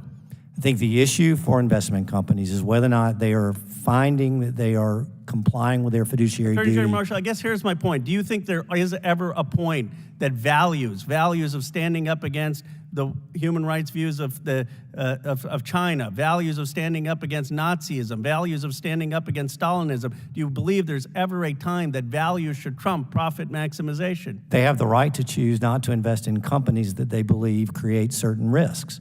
That's what the market provides. That once you open that door, once you say that they have the right to, as you said, to not invest in companies that have certain risks, or I would say companies that offend for certain fundamental human values, then the question is who gets to decide what those values are? And my view is it shouldn't be the government deciding what those values are. It shouldn't be you or I. It should be in the free market, these companies. If you're saying it's fine that they should not be investing in China, that they should not, with human rights violations, then what's the difference between that and a company that says they don't want to invest in something because of climate? I don't believe that a small cabal of financial institutions ought to decide what are preferred societal values or global energy policy. But that's not the case. The case is you're not even letting the cabal, you're not even letting them invest in America. And then you're telling them don't invest in China on the Uyghurs, and I hope you are, and then you're saying, though, that you're defining these values narrowly. Anyway, my time has expired. Gentleman yields back his time. Thank you very much. I'll now yield myself 5 minutes. Gentlemen, thank you, all three of you, for being here. You have withstood questions and ideas from about 15 on each side. This has gotten to be a little bit larger conversation than perhaps you thought you might be engaged in, but it's pretty normal for us. And we try and tout the things we believe in, and we try and perhaps don't tout those things we don't agree in. But thank you to all three of you for being here and putting up with us. I'm an old guy. I believe that the role of government is not to pick winners and losers. I believe it was to serve appropriately people, provide government services, to do so in a fair and equitable way, to not overtax and not underdeliver. But I believe that government has a role, and it's not necessarily the activist governments that we have seen lately. If you go back about 2 hours ago, there was a discussion about prudent risk management, lowering risk. Oh, look at the long term, maybe 20 years of a return. Well, that's good if you can do that. But I would say to the gentlemen, the attorney generals, that I have looked at the trends as of late in each of the last probably 5 years, but 3 years I've gone back and looked. California, New York, and Illinois have all lost hundreds of thousands of people. 151 billionaires have moved out of California. That's economic. People moving, notwithstanding, in 109 out of 111 counties or so in Illinois have decided to leave the state. States have their own opportunity to do as they would choose. But activist governments, just like our federal government now, are lending themselves to picking winners and losers, making decisions for people, and doing things off their own regard, even in midst of our nation being probably a 50-50 country. And I find that this argument that we're into today about the role of ESG as being very germane to whether the country is going to be successful or not. We are dividing ourselves in this country, and people arbitrarily are moving, notwithstanding to my home state of Texas, but in that process, dividing us. Mr. Marshall, Mr. Reyes, please tell me, you come from two states that I don't think you try and divide each other. You don't try and pick winners and losers, but you do see where there are marketplace problems out there where people are doing that. Are you rejecting those ideas, or you're simply trying to philosophically say, let's let our state, business decide where it goes, schools decide where they go, and try and be successful? Mr. Marshall. It is clearly the latter. One of the things that we have attempted to advance here today is this is not an objection to the individual investor. This is a question about whether those with outsized influence as a result of the assets in which they manage have the ability to dictate public policy that ought to be decided by accountable legislative bodies, as well as companies, pension funds, being able to dictate societal values in places in which they are not present. That's the purpose of this hearing today, I believe, and it's the focus of what we've talked about. Thank you. Mr. Reyes. Definitely the latter, Mr. Chairman. And we are proud in Utah to be a fiscally conservative state that have seen in-migration from many of those states that you've referenced because they value the cleanliness and the success and the business opportunities, the family-friendly environment of our state, and then, ironically, quickly try to change our values and our way of life, importing the very things they just fled from.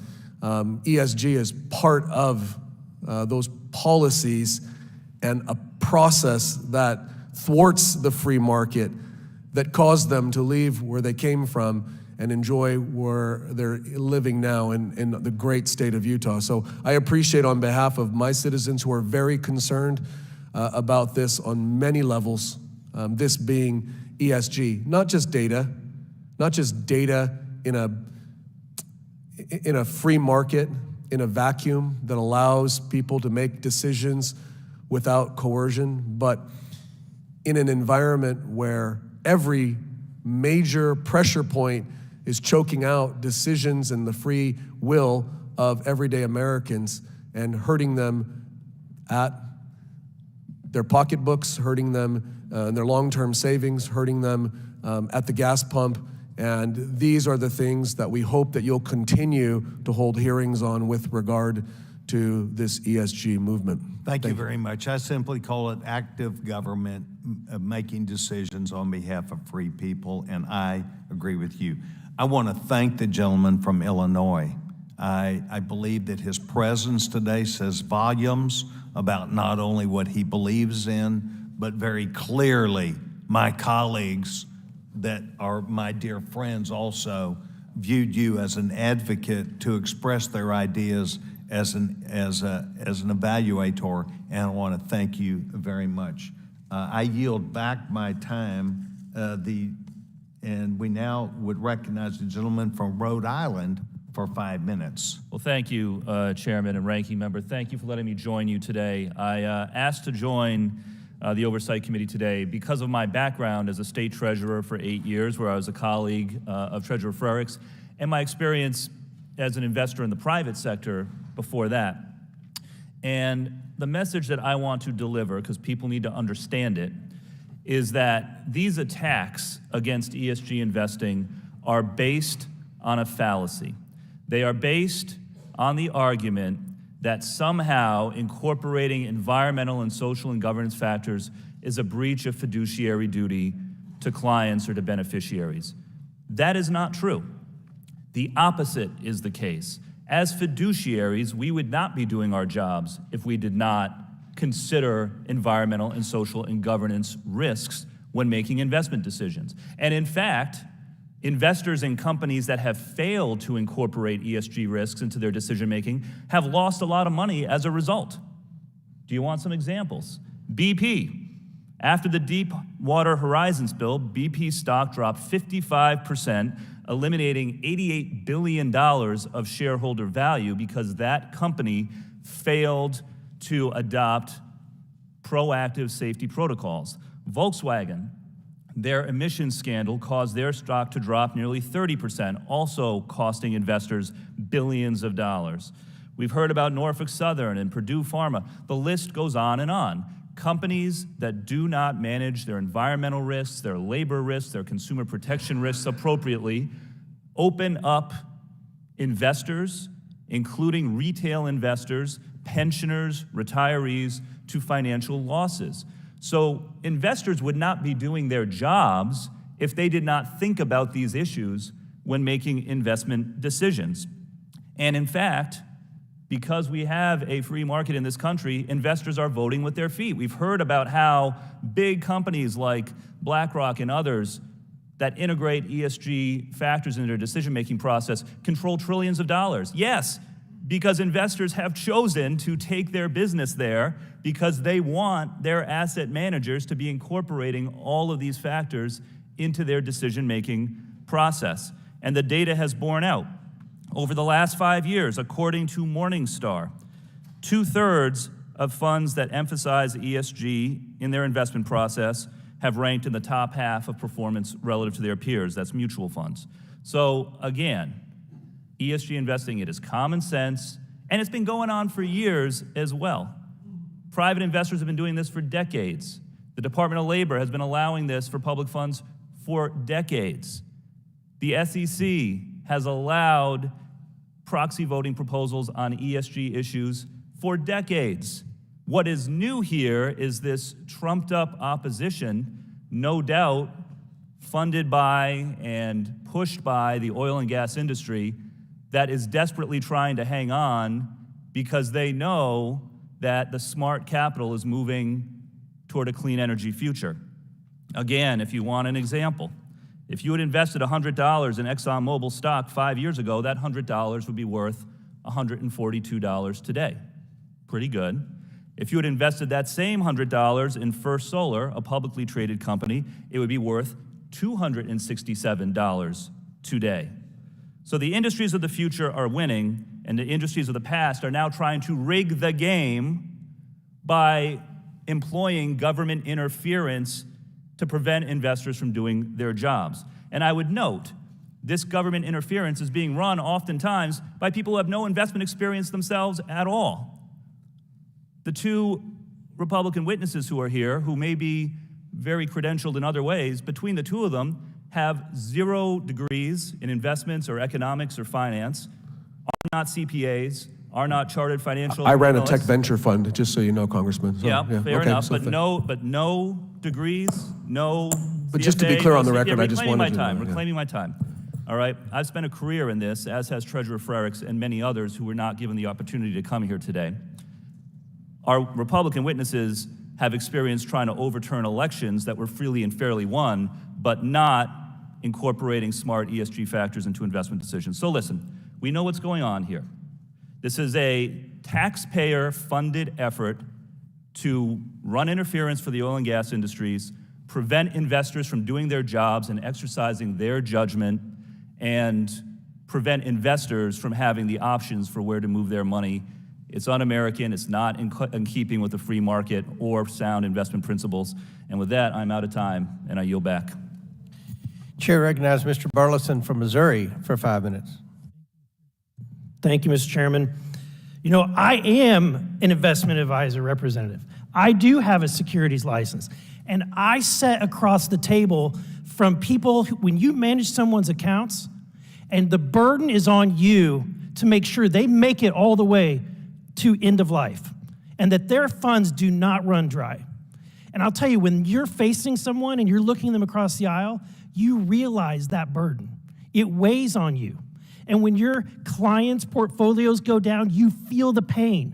But you know what I would never do? I would never, and I would think it would be fiscally irresponsible to apply my morality on my clients' funds, right? Mr. Marshall, would you not agree that people have different moralities, and if your investor is applying their brand of morality on your funds, would you be pleased with your performance? I would not, but that's the goal of those that initiated ESG concepts to the UN, which said that they wanted to transform the world by creating a global energy economy, as well as being able to set preferred societal values. Yeah, and Mr. Reyes, the problem is that we have a situation where the tail, folks like Mr. Frericks, is wagging the dog, because in using his position in voting position to be able to change the direction of companies, and these companies are where our citizens and their retirements are invested.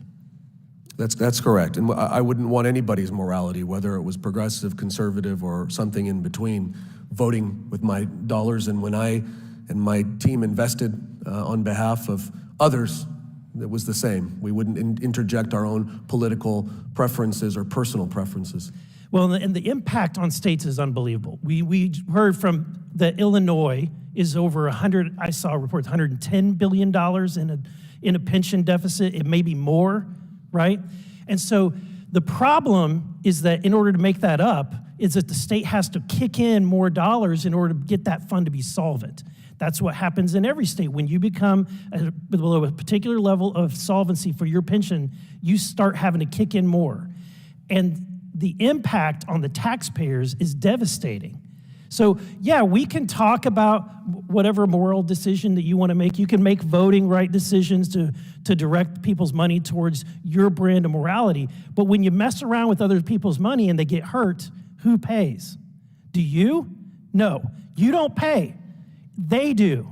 And that's what this is about. We're trying to make sure that people are not messing around with retirees' funds. So let me ask this question. It was mentioned that we are not able to, we just want to have more information out there.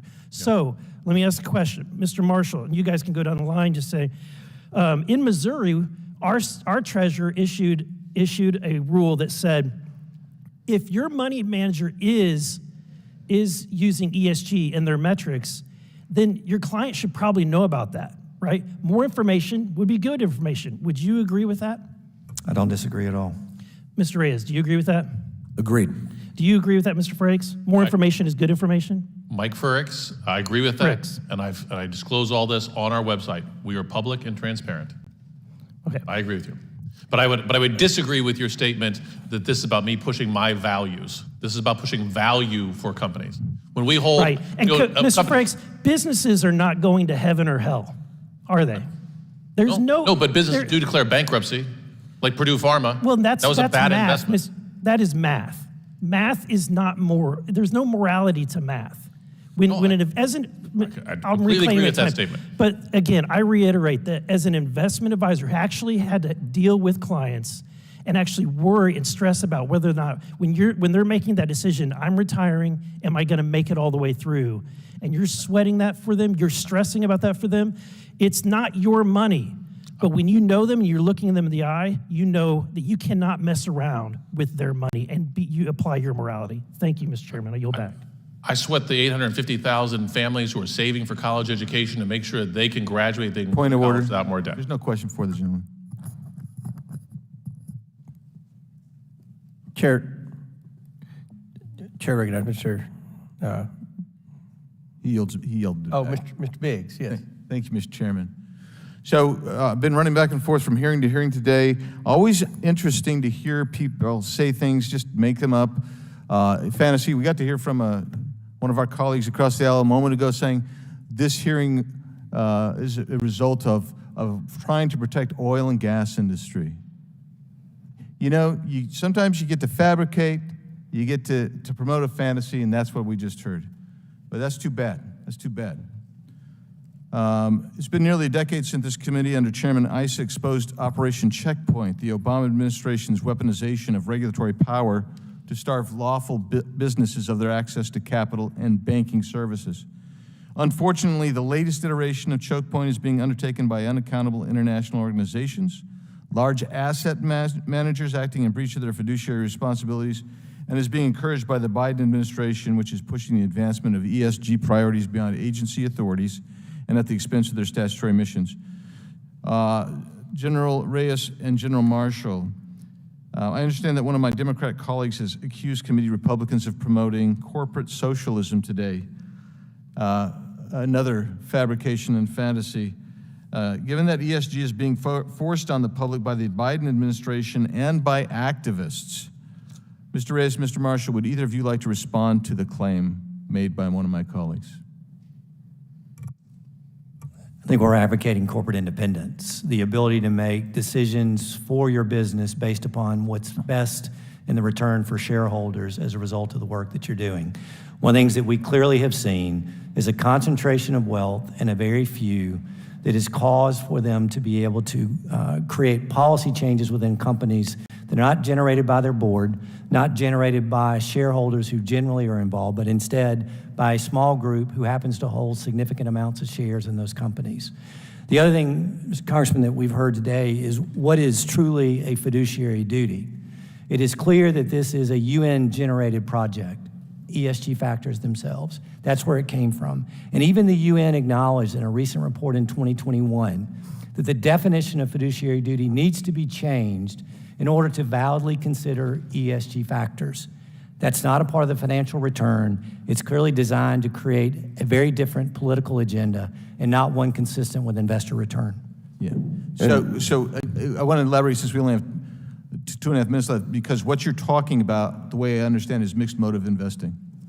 So there's a 2020 Stanford Law Review article by Max Schatzenbach and Robert Sitkoff entitled Reconciling Fiduciary Duty, Social Conscience, the Law and Economics of ESG Investing by Trustee. Are either of you familiar with that piece? I'm not. I'm not, sir. Okay. Well, the article goes on to describe for trustees acting with mixed motive. He says acting with mixed motives triggers an irrebuttable presumption of wrongdoing under the sole interest rule.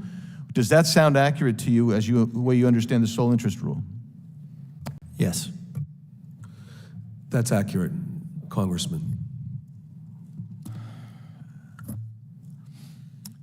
So, Mr. Chairman, I'd like to submit to the record several decisions, the Fifth Third versus Dudenhofer case, the Central States versus Central Transport case, and several articles by Vollmer. But I want to go. Without objection, so ordered. Thank you. I want to go to this right here from that Stanford Law Review article, and then I'm going to ask you to expand on this in our closing amount of time. Acting with mixed motives triggers an irrebuttable presumption of wrongdoing, full stop. Because the sole interest rule is prohibitory rather than regulatory, to prove a breach, a beneficiary need only prove the fact of a trustee's mixed motives.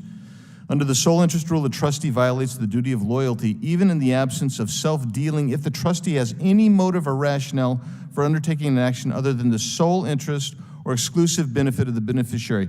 How does ESG standards encroach upon the fiduciary duty described by the sole interest rule? Before you came, Congressman, we read numerous quotes from these horizontal organizations that clearly state their ultimate purpose, and there's an end result for net zero compliance. That is the motivation for them beyond anything else, and that's why that is more akin to corporate socialism than anything that we espouse. Socialism takes away liberty, it takes away free will, and socialism doesn't ask what's in the best interest of the individual, it asks what's in the best interest of the state. We're absolutely championing the opposite, which is how do you maximize shareholder value for the individual? Thank you, and I see that my time has expired, but I wish you, Mr. Reyes, if you'd give your treasurer, State Treasurer Morley Oaks, my I'll regards. pass on to our great treasurer. Thank you. Your hello. Yield back, thanks. Gentleman yields back, and that concludes our questioning portion. I'll now yield to the ranking member to deliver a closing statement. Mr. Chairman, thank you very much, and I want to thank all of our witnesses for what was a truly enlightening and educational discussion, which I would recommend to every U.S. citizen to come check out, and certainly business school students, economics students, law students, students of every type, because this has been a fascinating and important discussion. I don't know that it advanced the campaign against ESG. I think it reaffirmed the basic principles of the free market, and to allow asset managers like the distinguished treasurer of the state of Illinois to do their jobs. Now, Mr. Chairman, I started by showing a graph demonstrating that money invested over the last decade in a large cap ESG influenced fund did substantially better than investment in the Standard & Poor 500 Energy Index. And that came not from us, not from the Democratic staff of the House Oversight Committee, it came from Bloomberg News. And I would like to submit the article for the record just so we can clarify that, if that's okay. Thank you, Mr. Chairman. Now, that graph, which is quite dramatic, showing that over a decade your money would have been better put in an ESG-defined fund than just the general S&P 500 Energy Index, which I wasn't aware of. But that graph seems to support Mr. Frericks' basic point today that ESG considerations are totally consistent with an asset manager's fiduciary duties to maximize shareholder value, and arguably compelled by it. That's certainly the interpretation I think that Mr. Frericks has offered today, that it would be in disregard of your fiduciary duties simply to try to close your eyes to environmental, social, and political concerns. For example, we talked about Norfolk Southern. If it had come to the attention of investors before the derailment, which obviously caused a tanking of the value of the stock, that Norfolk Southern was making a lot of money, but it was cutting corners on safety, and it was laying off workers to save money, but making it more dangerous on the rails, that's something that should be taken into account. I've not heard a single argument from the other side that it shouldn't be taken into account. You could say the exact same thing with Purdue. Mr. Frericks testified, I was using it as a hypothetical. He said they actually came to Illinois.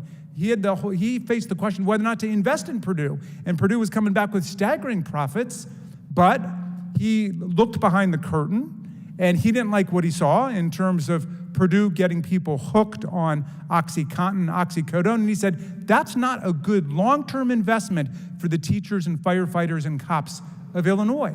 And so he avoided it. He was doing his fiduciary duty. That's what it means to do your fiduciary duty. It would be, at least arguably, a violation of it to disregard all of those kinds of concerns. I mean, the Massey Energy Company coal company in West Virginia was making tons of money up until the Upper Big Branch mine disaster, which killed 29 miners. If you looked more deeply into it, they had hundreds of violations with OSHA and with the Mine Safety Organization. That's something that asset managers shouldn't take into account. That just seems way off to me. But look, in the final analysis, it's all about free choice.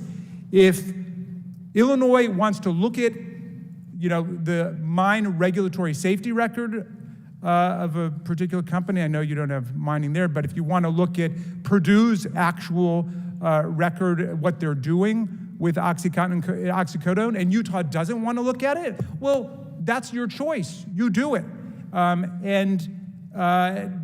Different states can define the fiduciary duty differently. In Texas, they seem to be defining the fiduciary duty as doing whatever the oil and gas industry wants, or the gun industry. Look what they just did in Texas under this whole anti-ESG, anti-woke campaign. They pulled the leash on municipal governments in the state and dramatically interfered in the free market to protect the oil and gas industry and the firearm manufacturers by telling local governments that they could not make contracts with certain private banks, which the legislature deemed to be too woke on those issues if they, took policies or made statements that were considered too woke by the legislature. Okay, well, what was the upshot of this anti-woke legislation in Texas? Well, don't take my word for it. Check out a study by Wharton professor Daniel Garrett and a Fed economist, Ivanov, which found that this anti-woke sledgehammer in Texas is costing the cities and towns of Texas, meaning the taxpayers of Texas, an additional $305 million to $532 million in additional interest payments every single year.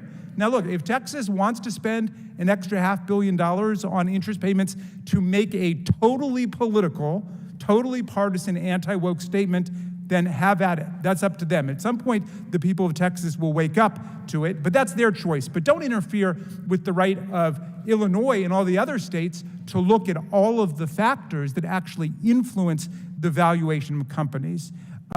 Nobody should think, by the way, that this movement is striking a blow against global elites, which we've heard a lot about today. If you're interested in that, you should join our investigation into Donald Trump and Jared Kushner, who brought home $2 billion, not million, $2 billion from Saudi Arabia and the United Arab Emirates for a company he created the day after the Trump administration ended. So don't talk to me about global elites. That's the Trump family business, trafficking in global elites and their businesses. And he collected millions of dollars in unconstitutional foreign emoluments from Saudi Arabia, United Arab Emirates, Indonesia, Egypt, a whole bunch of countries that patronized his hotels and his golf courses. So I don't want to be lectured to by anybody about global elites, because I was here for the 4 years of the Trump administration. Now, my friend the chairman asked the question, well, what would happen in China? Or what would happen in another authoritarian regime with ESG? Do they have ESG? Absolutely not. That's the difference between a free market democratic society and an authoritarian or totalitarian society.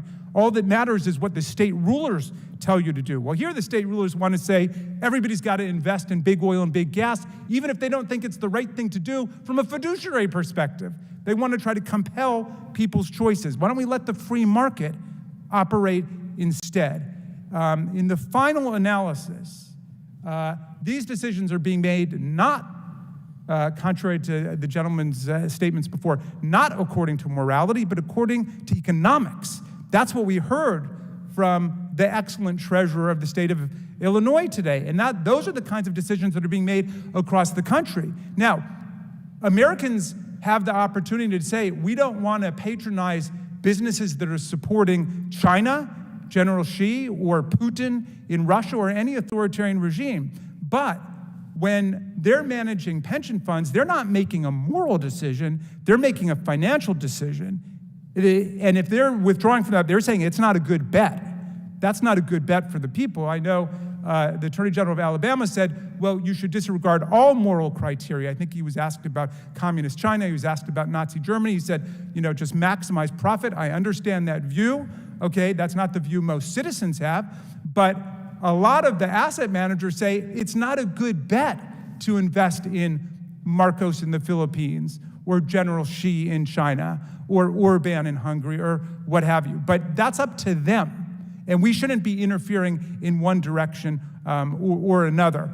And that's the problem with this whole anti-ESG thing. It is, even though it's dressed up as a critique of political investing, it's all about promoting political investing and promoting a political agenda. But luckily, I think the asset managers see it for what it is, the businesses see it for what it is, and the people see it for what it is. And I don't think it's going anywhere. So it's going to be on to the next battle in the culture war. I yield back to you, Mr. Chairman. Gentleman yields back. Now I want to thank our witnesses for being here today. I know it was a long day. To those watching, it may seem that there were two different hearings occurring today. One which explored concerns with asset managers violating their fiduciary duty to their clients by chasing left-wing agendas regarding the environment and social issues, and the other which sought to cover for the actions of asset managers abusing their authority by making broad appeals to the need for data or access to information. My colleagues on the other side of the aisle seem to be conflating the term responsible investing to mean socially responsible investing, as opposed to the fiscal responsibility that is asset managers' legally mandated fiduciary duty to their clients. I think we and asset managers need a reminder: the money asset managers invest is not their own. A fund manager's definition of socially responsible may not only directly oppose their clients' views, investing to satisfy a money manager's own ESG agenda could tank savings and retirements across the nation. We will continue to investigate liberal agendas pushed throughout the economy and society, be it by the private sector or, more worrisome, by the government. And let's hope these left-wing activists who are pushing this ESG agenda don't continue regulating our banks and setting our energy policy and doing many other jobs that have a detrimental impact on our economy and on society. If the Biden administration is weaponizing a whole-of-government approach to coordinate and force a whole-of-industry compliance with a woke agenda, it is this committee's responsibility to conduct oversight to the American people, and we intend to provide it. With that, again, I thank the witnesses for being here today. I know it was a very long day, and I declare this meeting adjourned.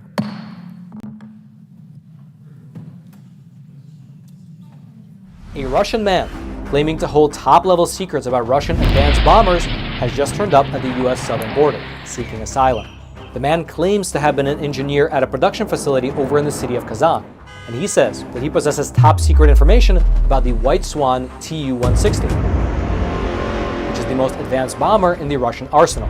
U.S. border officials, they interviewed the man, and they determined that his story was in fact credible and eventually passed him off to the FBI, who are still in the process of interrogating him right now. However, analysts have pointed out that the fact that the story was even leaked to the public is an indication that perhaps the American government is encouraging other Russians who also hold top-level secrets to also escape to America.